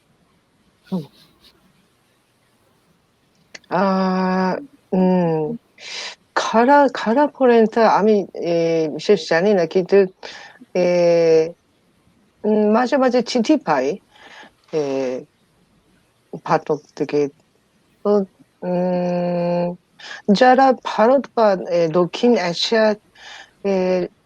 নিয়ে কিছু জানতে চায় তারা পড়ে। তো আমি এ পর্যন্ত মোটামুটি 10 বই প্রকাশ করেছি, এই অনুবাদের বই। তো প্রথম করেছি তারাশঙ্করের গল্পের অনুবাদ, তারপরে নজরুল ইসলামের কবিতা সংকলন করেছি। নজরুল তো প্রিয় কবি আমার।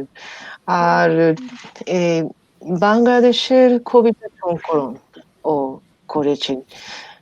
বাংলাদেশের কবিতা সংকলনে অন্তর্ভুক্ত আছে শামসুর রহমান, শহীদ কাদেরী, আর মাহমুদ, নির্মলেন্দু গুণ, এই 4 জনের কবিতা আমি নিজে বাছাই করে অনুবাদ করেছি।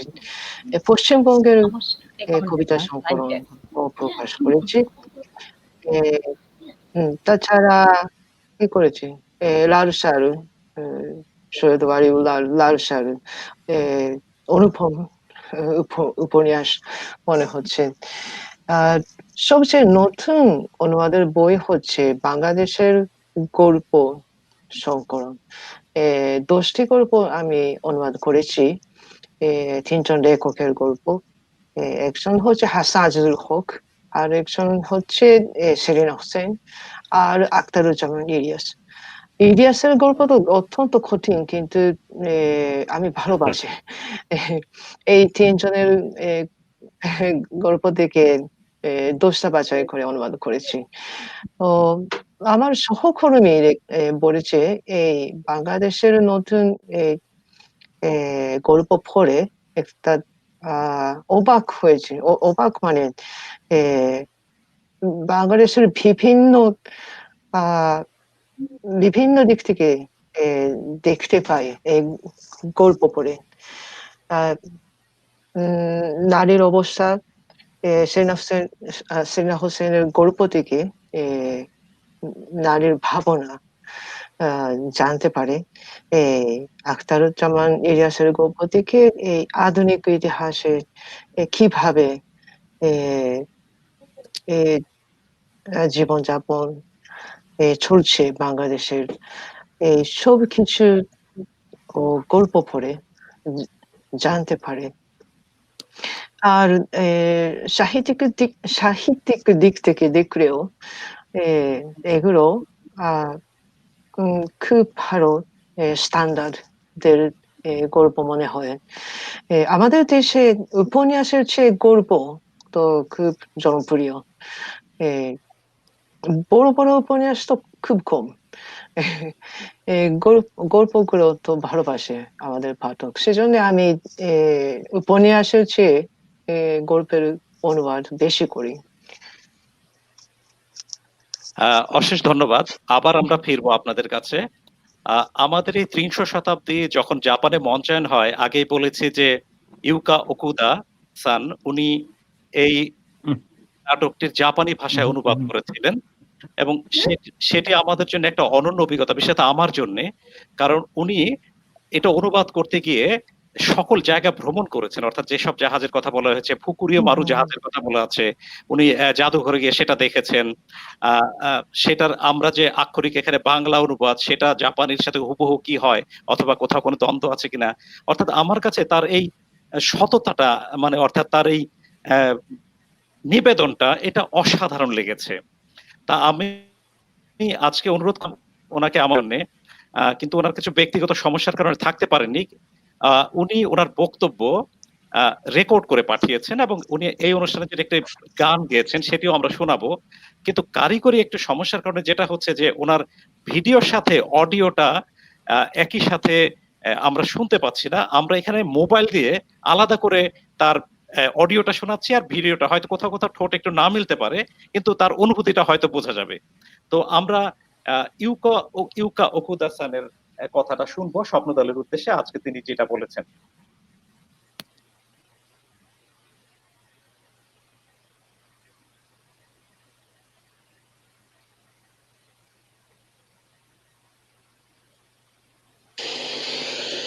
আসসালামু আলাইকুম, নমস্কার, কম্বাওয়া।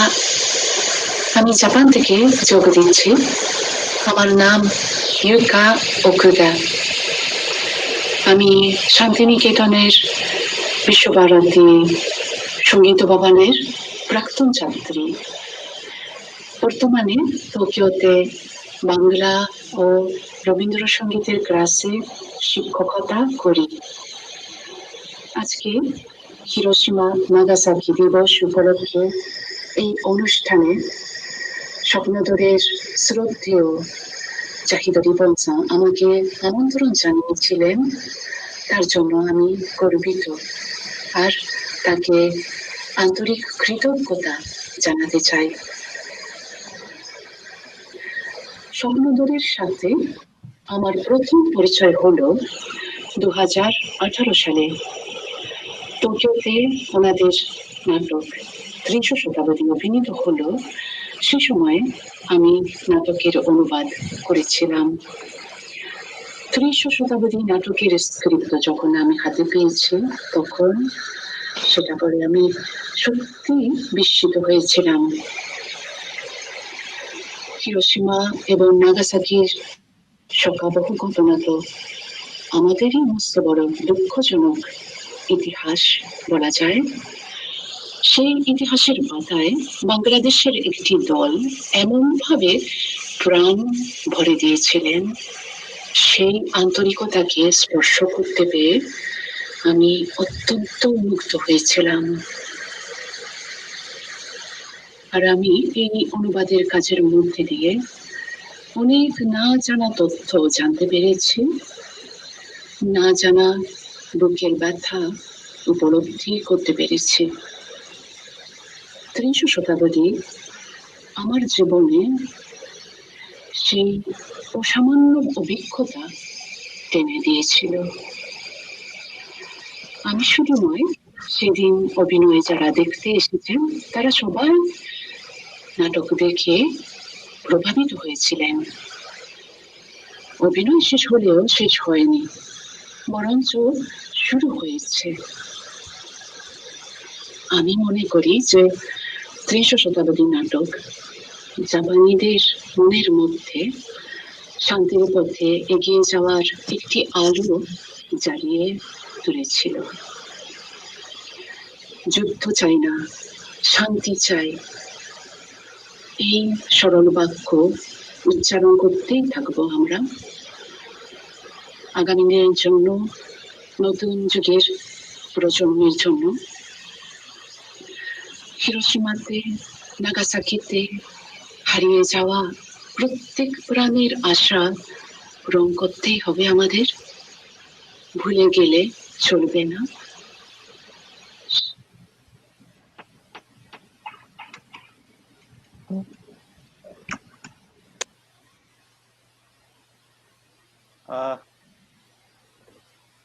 অশেষ ধন্যবাদ। কারিগরি কিছু সমস্যার মধ্য দিয়েও আমরা ইউকা ওকুদা-সানের আবেগটা বুঝতে পেরেছি। আমরা শেষের দিকে তার গানটাও এখানে একবার শোনার চেষ্টা করব, যদিও সাউন্ড কোয়ালিটি কতটা ভালোভাবে বুঝতে পারছি না কারিগরি কারণে, কিন্তু আমরা অবশ্যই সেটা শুনবো। আমি আবার একটু আলোচনায় ফিরতে চাই। কিউকো নিওয়া-সান,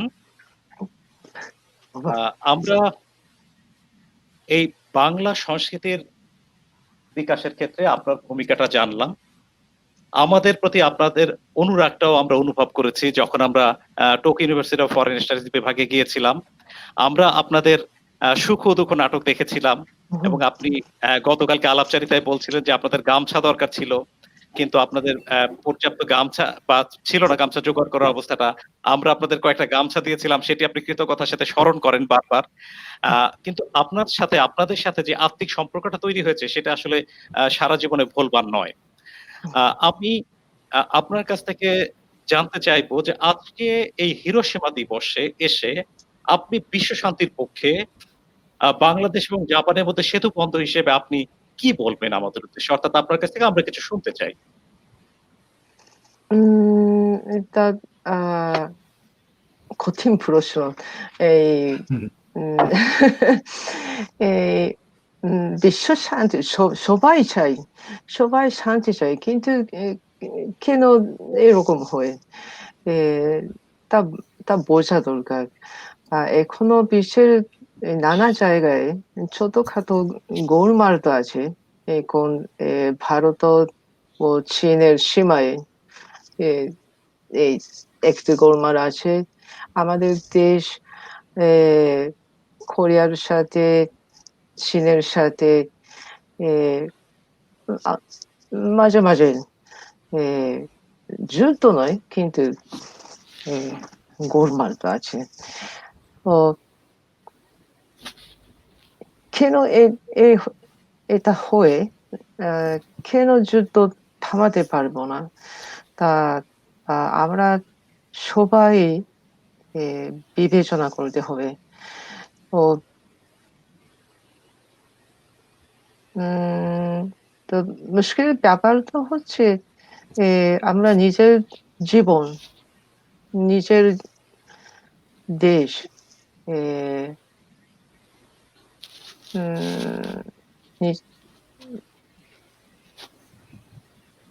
নিজের পরিবার, এই না কি বলবো,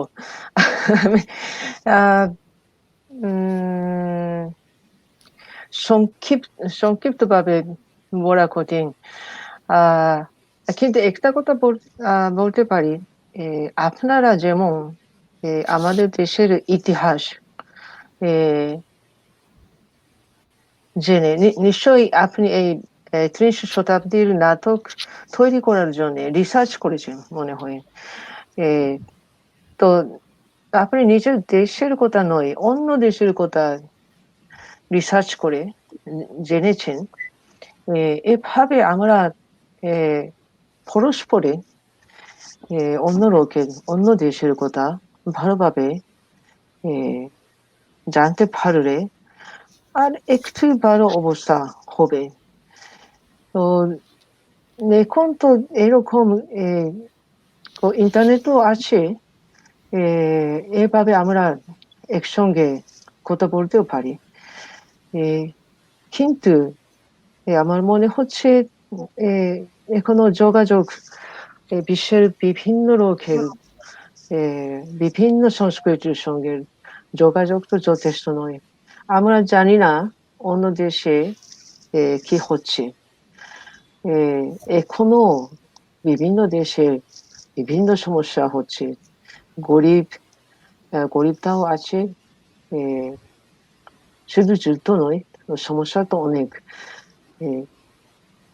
কিন্তু না জেনে শুধু নিজের জীবন সম্পর্কে এসব সময়ে চিন্তা করি, তা তো ঠিক নয়। আপনাদের মতো অন্য দেশের, অন্য সংস্কৃতির, অন্য লোকের ইতিহাস, ভাবনা তো জানার চেষ্টা করা তো দরকার মনে হয়। অশেষ ধন্যবাদ। আমরা আসলে যেটা আপনার কথা থেকে মূল বুঝতে পারলাম, আমরা যদি একে অপরের সংস্কৃতি সম্পর্কে শ্রদ্ধাবান হই, তাহলে হয়তো আমাদের মধ্যে অনেক বৈরিতা কমে যাবে। আমরা আবার একটু অভিনয় দেখব। যুদ্ধ সেই হিরোশিমা নাগাসাকি অর্থাৎ দ্বিতীয় বিশ্বযুদ্ধ, তারপর তো আমরা দেখেছি বসনিয়া দেখেছি, ফিলিস্তিন দেখেছি, আফগানিস্তান দেখেছি, ইরাক যুদ্ধ দেখেছি, প্রতিনিয়ত দেখছি। কতগুলো যুদ্ধ আছে অদৃশ্য, সব যুদ্ধ তো আসলে প্রকাশ্য নয়।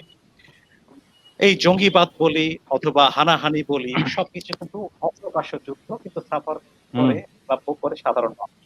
তারা যুদ্ধ করে, তারা কি আসলে অনুতপ্ত? অনুতপ্ত নয়। আমরা ইরাক যুদ্ধের সেই আলোচিত সৈনিক লিন্ডে ইংল্যান্ড, তার জবানিতে এবার শুনি তার ভাষ্য ইরাক যুদ্ধ, যেটি আমাদের ত্রিংশ শতাব্দী নাটকের একটি অংশ।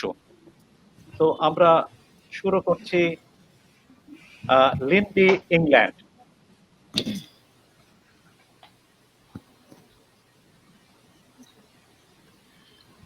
আমি লিন্ডে ইংল্যান্ড, আমি উন্নত মার্কিন যুক্তরাষ্ট্রের অনন্য সেনাবাহিনীর সভ্য সদস্য। আমাদের অনেক শক্তি আছে, আমরা যা ইচ্ছে তাই করতে পারি।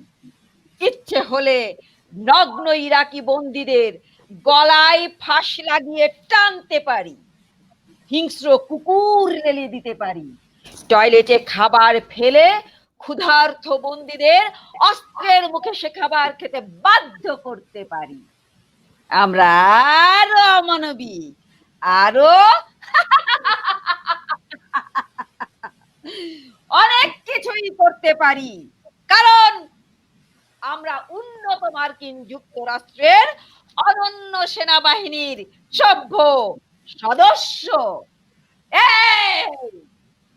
পৃথিবীতে এমন কি কোনো যুদ্ধ আছে যেখানে প্রতিপক্ষের বন্দীদের ওপর অমানবিক, অকথ্য আর বর্বর নির্যাতন চলে না? লুটতরাজ, ধর্ষণ, খুন আর পাশবিকতা ছাড়া কি কোনো যুদ্ধের সাক্ষ্য ইতিহাসে আছে? তাহলে ওই আবু গারিব কারাগার আর ইরাক যুদ্ধ নিয়ে এত কথা কেন? ইরাকে আমরা এসেছি সাদ্দামকে উৎখাত করতে, ইসরায়েলের নিরাপত্তা স্বার্থকে নিশ্চিত করতে, ইরাকের বিপুল তেল সম্পদ হাতের মুঠোয় এনে ফায়দা লুটতে। ওই দুর্বল জাতিসংঘ পারলে আমাদের কিছু করো। ধন্যবাদ। আমরা একই সাথে ত্রিংশ শতাব্দীর আরো একটি অভিনয় দেখি। আমাদের আণবিক বোমা, সেটি তো হিরোশিমা নাগাসাকিতে। এই বোমা কি তখনই থেমে আছে? থেমে তো নাই। এরপরে নানাভাবে শক্তিশালী করার চেষ্টা হয়েছে, অর্থাৎ এরপরে যে হাইড্রোজেন বোমা সেটি আণবিক বোমার চাইতে 20 গুণ বেশি শক্তিশালী, সেটির পরীক্ষা হয়েছে। কিন্তু সাফার করছে কে, ভোগ করছে কে, সাধারণ মানুষ। সেরকম একজন জেলে, তার জবানিতে আমরা হাইড্রোজেন বোমার কথা শুনবো। সানজিরো মাসুদা। সানজিরো মাসুদা।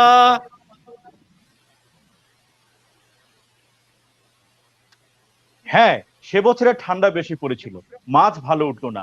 খুঁজতে খুঁজতে আমরা দক্ষিণে চললাম। 1 মার্চ টোনা মাছের ঝাঁক মিলল। নোঙর, জাহাজ নোঙর হলো। জাল পাতা রইলো সারা রাত। ভোরে মাছ তুলে ফিরতি পথে রওনা হবার কথা। তুমি সে রাতে কি করছিলে? আমার ওয়াচ ডিউটি ছিল, ডেকের উপরে ছিলাম। তারপর তারপর ভোর রাতে হঠাৎ পশ্চিম দিকের আকাশ ঝলসে উঠলো একেবারে। সে কি আলো! অনেকে উঠে এলো দেখতে। তারপর দেখি একটা নীল মেঘ যেন নিচ থেকে উঠছে ঘুরতে ঘুরতে। মেঘটা হঠাৎ সা করে সোজা উঠে গেল আকাশে। নীল রং বদলে টকটকে লাল হয়ে গেল। আকাশ, সমুদ্র সব যেন রক্তে লাল হয়ে গেল একেবারে। তখনও কেউ বুঝতে পারেনি? বুঝতে পারলে কি আর, বিকিনির 100 মাইলের মধ্যে নোঙর হয় জাহাজ। হ্যাঁ, বিকিনি অ্যাটলস, 2রা মার্চ 1954 খ্রিস্টাব্দ, হাইড্রোজেন বোমার প্রথম পরীক্ষামূলক বিস্ফোরণ। তারপর হঠাৎ একজন চিৎকার করে উঠলো। ক্যাপ্টেন তখনই নোঙর তোলার হুকুম দিলেন। ইঞ্জিন চালু হলো, আর সেই সময়ে গড়াম, কান ফাটানো আওয়াজ, আর সে কি ঢেউ! জাহাজ ফিরতি পথে।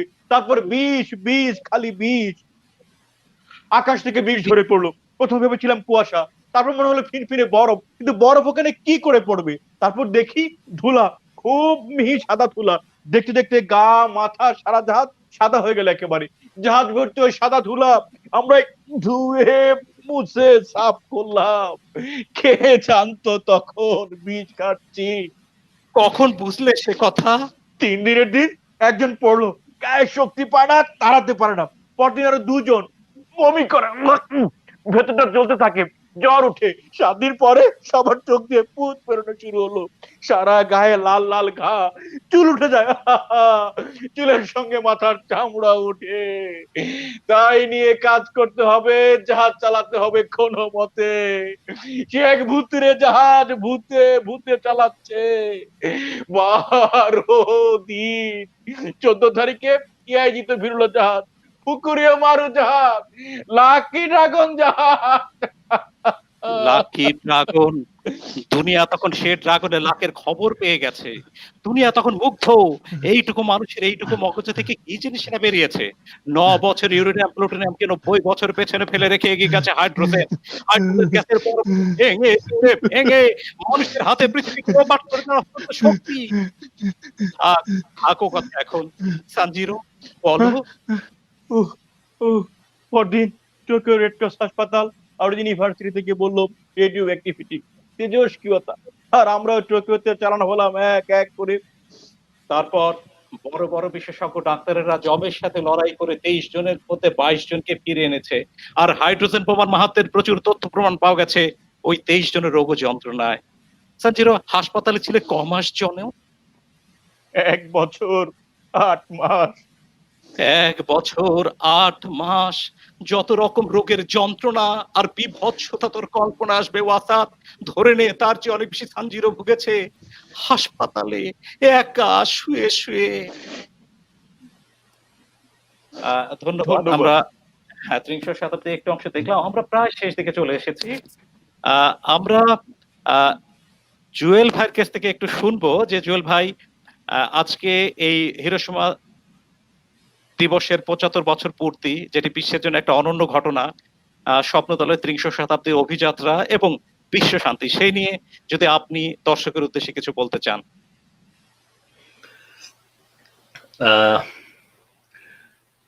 পৃথিবী থেকে মানে যুদ্ধের পায়তারা বন্ধ হোক, মানুষ মানুষকে ভালোবাসুক, শুধু মুখে নয় অন্তরে ধারণ করতে হবে যে এই বিশ্ব থেকে এই বিশ্বে নিউক্লিয়ার থাকবে না, এই বিশ্বে হয়তো অস্ত্রের প্রয়োজন নেই মানুষ মানুষকে ভালোবাসতে পারলে।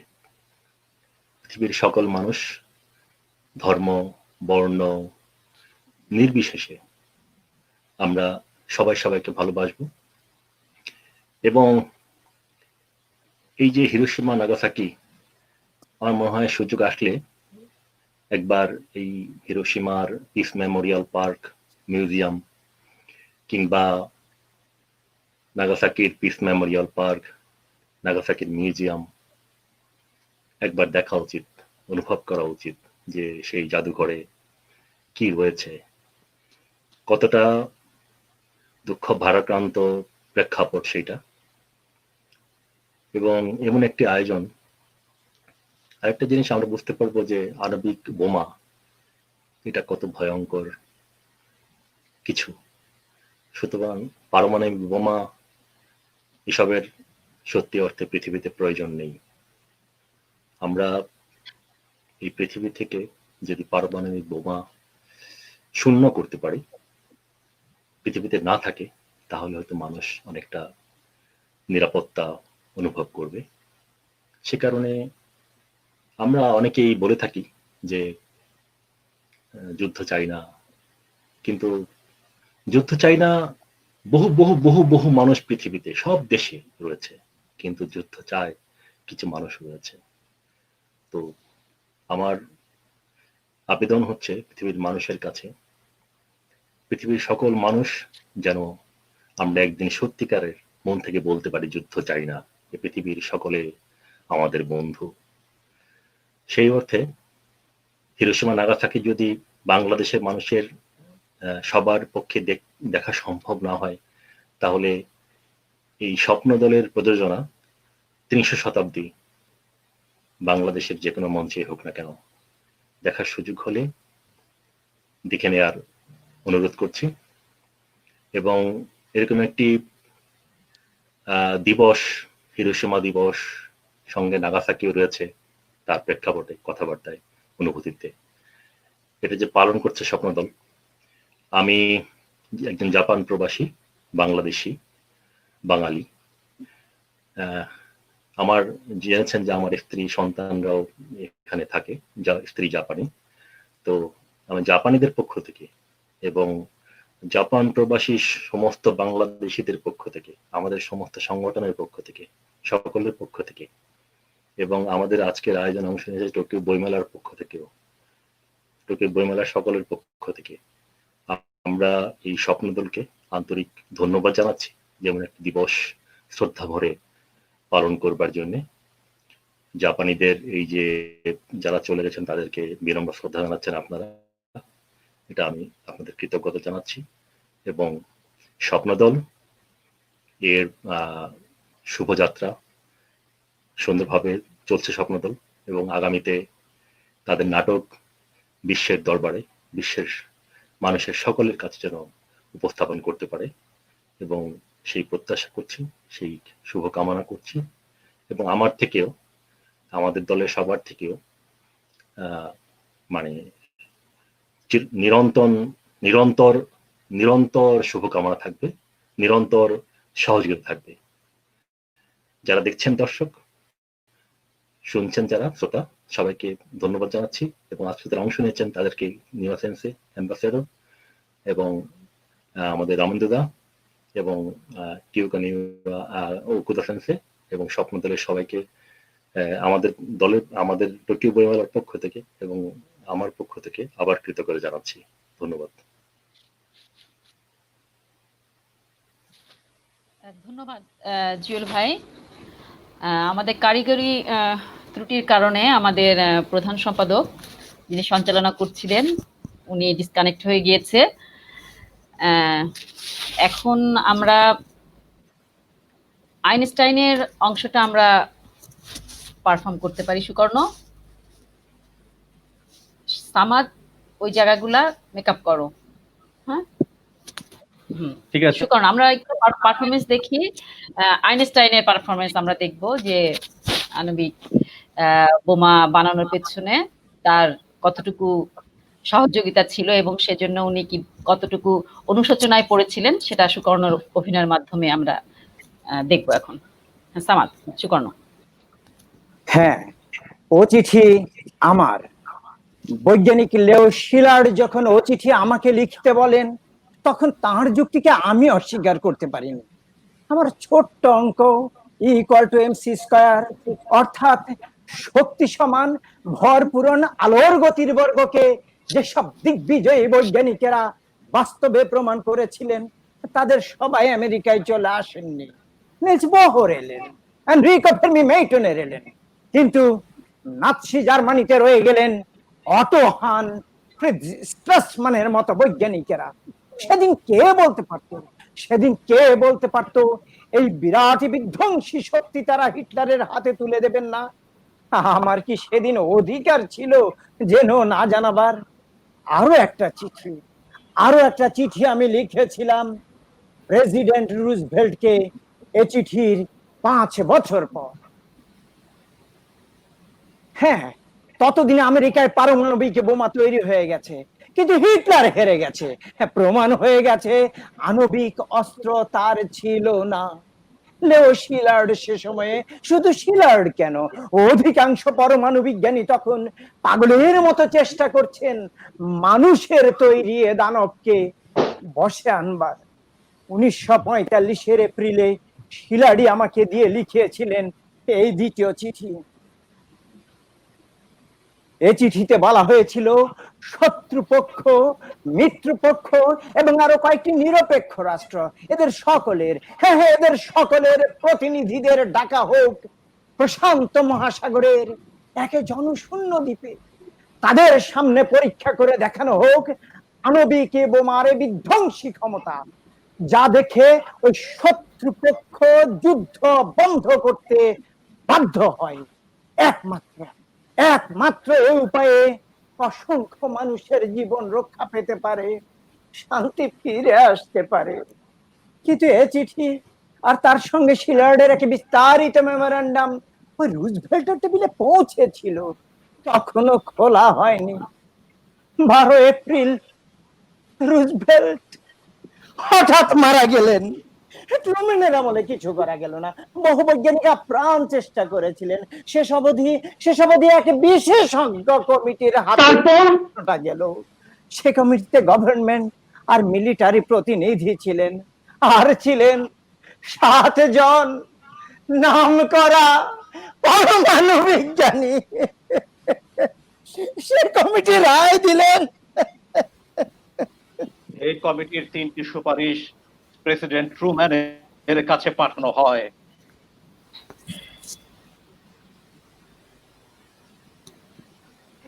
এই শেষ প্রস্তাবটি এত ভয়ানক যে নৌবাহিনীর প্রতিনিধি আপত্তি করেছিলেন। জাপানের উপর যত শীঘ্রই সম্ভব এই বোমা ব্যবহার করা হোক। 2, বোমার লক্ষ্যস্থল যৌথ হওয়া উচিত, অর্থাৎ কোন সামরিক ঘাঁটি বা কারখানা যার চারিদিকে অথবা পাশেই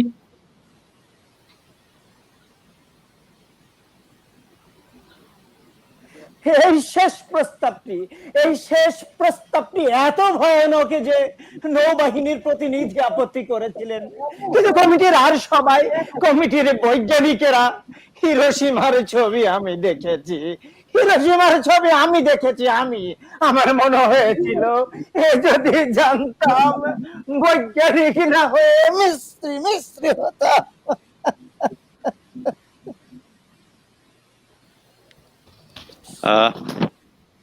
আমরা আইনস্টাইনের অনুশোচনা দেখলাম। এ কথা শোনার পরে আর আমাদের কোনো কথা বলতে ইচ্ছা করে না।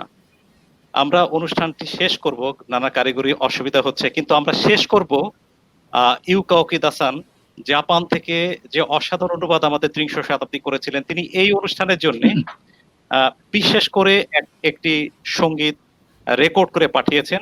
সেটি দর্শকদের শুনিয়ে আমরা আজকের অনুষ্ঠানটি শেষ করব।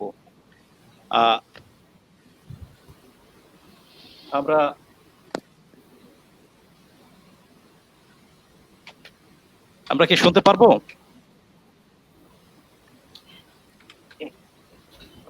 জি, শুনতে পারবো। হ্যাঁ, জি প্লিজ। হ্যাঁ, গান।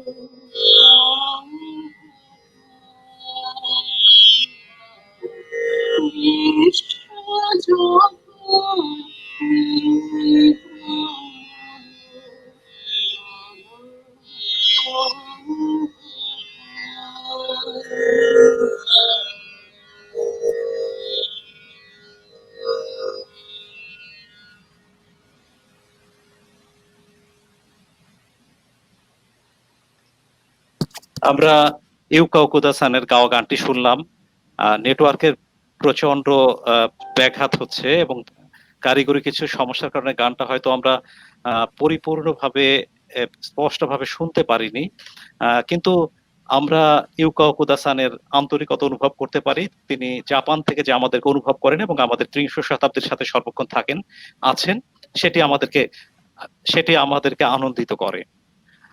আমরা অনুষ্ঠানে একেবারে শেষ পর্যায়ে যারা স্বপ্ন দলের ছিলেন তাদের উদ্দেশ্যে বলি, যদি ছোট করে একটু ধন্যবাদ জানাতে চান দর্শককে, এক একজন করে একটু ধন্যবাদ জানান, তারপর আমরা শেষ করব। জয়না শবনম।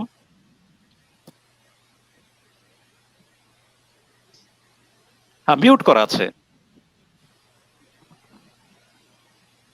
যারা এতক্ষণ আমাদের সাথে ছিলেন তাদের সবাইকে অনেক অনেক ধন্যবাদ। আমরা আসলে বিশ্ব শান্তির প্রত্যাশাই আমাদের এক ক্ষুদ্র প্রয়াস। আপনারা যদি আমাদের সাথে থাকেন তাহলে আমাদের এই প্রচেষ্টা সার্থক হবে। আমরা বিশ্বকে শান্তিময় করতে পারবো। আর নয় যুদ্ধ, আর নয় হিরোশিমা, আর নয় নাগাসাকি। এই স্লোগানকে সামনে রেখে আমরা কাজ করতে চাই, কাজ করে যাচ্ছি। আপনারা সবাই আমাদের সাথে থাকুন, সেটাই আমাদের প্রেরণা হবে। সবাইকে অনেক অনেক ধন্যবাদ। ফজলাত বিশ্বকর্ণ। স্বপ্নদলের আয়োজনের সাথে যারা সম্পৃক্ত ছিলেন প্রত্যেককে, এবং দর্শক হিসেবে, বিশেষ করে দর্শক হিসেবে যারা আজকে সম্পৃক্ত হতে পেরেছেন, সবাইকে আন্তরিক ধন্যবাদ। আব্দুল সামাদ ভূঁইয়া। যুদ্ধ চাই না, শান্তি চাই, এটাই আসলে আমাদের বার্তা। আমাদের অনুষ্ঠান সার্থক হবে আমরা যদি যুদ্ধ মুক্ত পৃথিবী গড়তে পারি। সবাইকে ধন্যবাদ। আমাদের সাথে থাকবেন, সকল শান্তির সাথে থাকবেন, যুদ্ধের বিরুদ্ধে নিজের প্রচন্ড মানসিক শক্তি নিয়ে যুদ্ধকে প্রতিহত আমরা করব, এটাই আমাদের প্রত্যয়। ধন্যবাদ সবাইকে।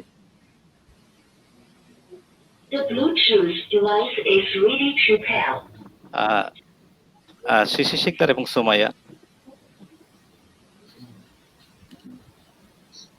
যুদ্ধ নয় শান্তি চাই, এই স্লোগানকে সামনে রেখে আজকে আমাদের এই আয়োজন। সকলকে আমাদের এই আয়োজনে যুক্ত থাকার জন্য ধন্যবাদ। দর্শককে অনেক অনেক ধন্যবাদ। আমরা সবসময় যুদ্ধের বিরুদ্ধে, কারণ যুদ্ধ কোনো সুফল বয়ে আনে না। যুদ্ধ ধ্বংস এবং মৃত্যু বয়ে আনে। যুদ্ধ সবসময় ক্ষতি এবং ক্ষতির কারণ। আমরা স্বপ্নদল যুদ্ধের বিরুদ্ধে অবস্থান নিয়েছি। সবাই যুদ্ধের বিরুদ্ধে থাকুন, শান্তির পথে থাকুন। আর এতক্ষণ যারা কষ্ট করে ধৈর্য ধরে আমাদের অনুষ্ঠান দেখেছেন সবাইকে ধন্যবাদ জানাই, অভিনন্দন সবাইকে। আবার স্বপ্নদলের পাশে থাকবেন, মঞ্চে স্বপ্নদলের নাটক দেখবেন। সবাইকে ধন্যবাদ। হ্যাঁ জুয়েল ভাই, যদি একটু ধন্যবাদ জানান। যারা দেখছেন এবং যারা অংশ নিয়েছেন সবাইকে আন্তরিক ধন্যবাদ জানাচ্ছি। Nihon মিনাসান আরিগাতো গোজাইমাশিতা, and thank you very much to all. শ্রদ্ধেয় কিউকো নিয়াসান, যদি একটু বলেন। আচ্ছা, আজকে এই অনুষ্ঠানে নিমন্ত্রণের জন্য অনেক ধন্যবাদ জানাচ্ছি। এভাবে আপনাদের সাথে এই বিশেষ টিম পালন করতে পেরে খুশি হলাম। আর যারা দেখছেন শুনছেন সবাইকেও ধন্যবাদ জানাচ্ছি। ধন্যবাদ। আমরা অনুষ্ঠানের একেবারে শেষ পর্যায়ে, শেষ করার আগে আমরা ধন্যবাদ জানাতে চাই যারা এই অনুষ্ঠানের ক্ষেত্রে আমাদেরকে নানাভাবে সহযোগিতা করেছেন। আমাদের চমৎকার ব্যানার তৈরি করে দিয়েছিলেন পাপ্পু ভাই। কিছুটা সহযোগিতা করেছে আমাদের কাজে মেহেদি রানা। আমাদের জাপান দূতাবাস সহ বাংলাদেশের অনেকেই আমাদেরকে সহযোগিতা করেছে। তাদের সবাইকে ধন্যবাদ জানাই। আমাদের এই অনুষ্ঠানের জন্যে শুভেচ্ছা বাণী পাঠিয়ে আমাদেরকে অনুপ্রাণিত করেছে বাংলাদেশ দূতাবাস Japan, Tokyo University of Foreign স্টাডিজের বাংলা বিভাগ, জাপানের স্থানীয় সরকার প্রতিষ্ঠান হিরোশিমা ফর গ্লোবাল পিস, তারপরে টোকিও বই মেলা, গণপ্রজাতন্ত্রী বাংলাদেশ সরকারের মাননীয় সংস্কৃতি প্রতিমন্ত্রী জনাব কে এম খালিদ, মান্যবর জাপান রাষ্ট্রদূত সহ যারা আমাদেরকে শুভেচ্ছা জানিয়ে অনুপ্রাণিত করেছেন তাদের সবাই প্রতি আমরা কৃতজ্ঞতা জানাই। আর এই অনুষ্ঠানটি আয়োজনের ক্ষেত্রে আমাদের সহযোগী হিসেবে ছিলেন বাংলাদেশ দূতাবাস জাপান, ছিলেন টোকিও ইউনিভার্সিটি অফ ফরেন স্টাডিজের বাংলা বিভাগ, টোকিও বই মেলা এবং বাংলা একাডেমি অস্ট্রেলিয়া।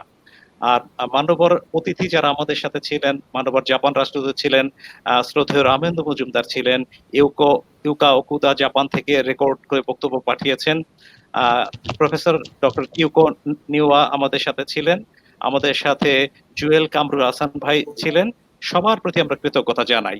আর দর্শক যারা পৃথিবীর বিভিন্ন স্থান থেকে আমাদের সাথে যুক্ত হয়েছেন, আমি দেখতে পেয়েছি যে দেখতে দেখতে একজন দর্শক অস্ট্রেলিয়া থেকে আমাদেরকে বলেছেন এই নাটকটা আমরা অস্ট্রেলিয়া দেখতে চাই। আমরাও চাই সারা বিশ্বে এই নাটক মঞ্চায়ন হোক এবং সারা বিশ্বে বিশ্ব শান্তির পক্ষে এগিয়ে আসুক। সর্বশেষ কথাটি হচ্ছে এই, রবীন্দ্রনাথের সাথে স্মৃতি বিজড়িত আজকের দিনে আমরা বলি, রবীন্দ্রনাথ যেরকম বলেছিলেন যে একদিন প্রাচ্যই পথ দেখাবে পাশ্চাত্যকে, অর্থাৎ সভ্যতার সূর্য পুনরায় পূর্ব দিক থেকে উদিত হবে। তো আমরা মনে করি যে আমরা স্বপ্নদল বাঙালি জাতির পক্ষে, বাংলাদেশের পক্ষে সেই কাজটি করছি। একদিন আমরা মনে করি যে পাশ্চাত্যকে আমরা প্রাচ্যবাসীর এই পথ দেখাতে পারবো। তো আমরা আর কথা বাড়াবো না, নানা কারিগরি অসুবিধার মধ্যে দিয়ে আপনারা আমাদের সাথে ছিলেন। সবাইকে অনেক অনেক ধন্যবাদ জানাই। ভালো থাকবেন সবাই। আজকে হিরোশিমা দিবস, এটি আমরা সবাই মিলে পালন করলাম। সবাই মিলে শান্তির জন্য প্রার্থনা করি। বাংলাদেশ থেকে, স্বপ্নদল থেকে সবার জন্য অনেক অনেক শুভেচ্ছা। ভালো থাকবেন সবাই। শুভরাত্রি। শুভরাত্রি। Good night. শুভরাত্রি। হ্যাঁ, ভালো থাকবেন সবাই। ভালো থাকবেন।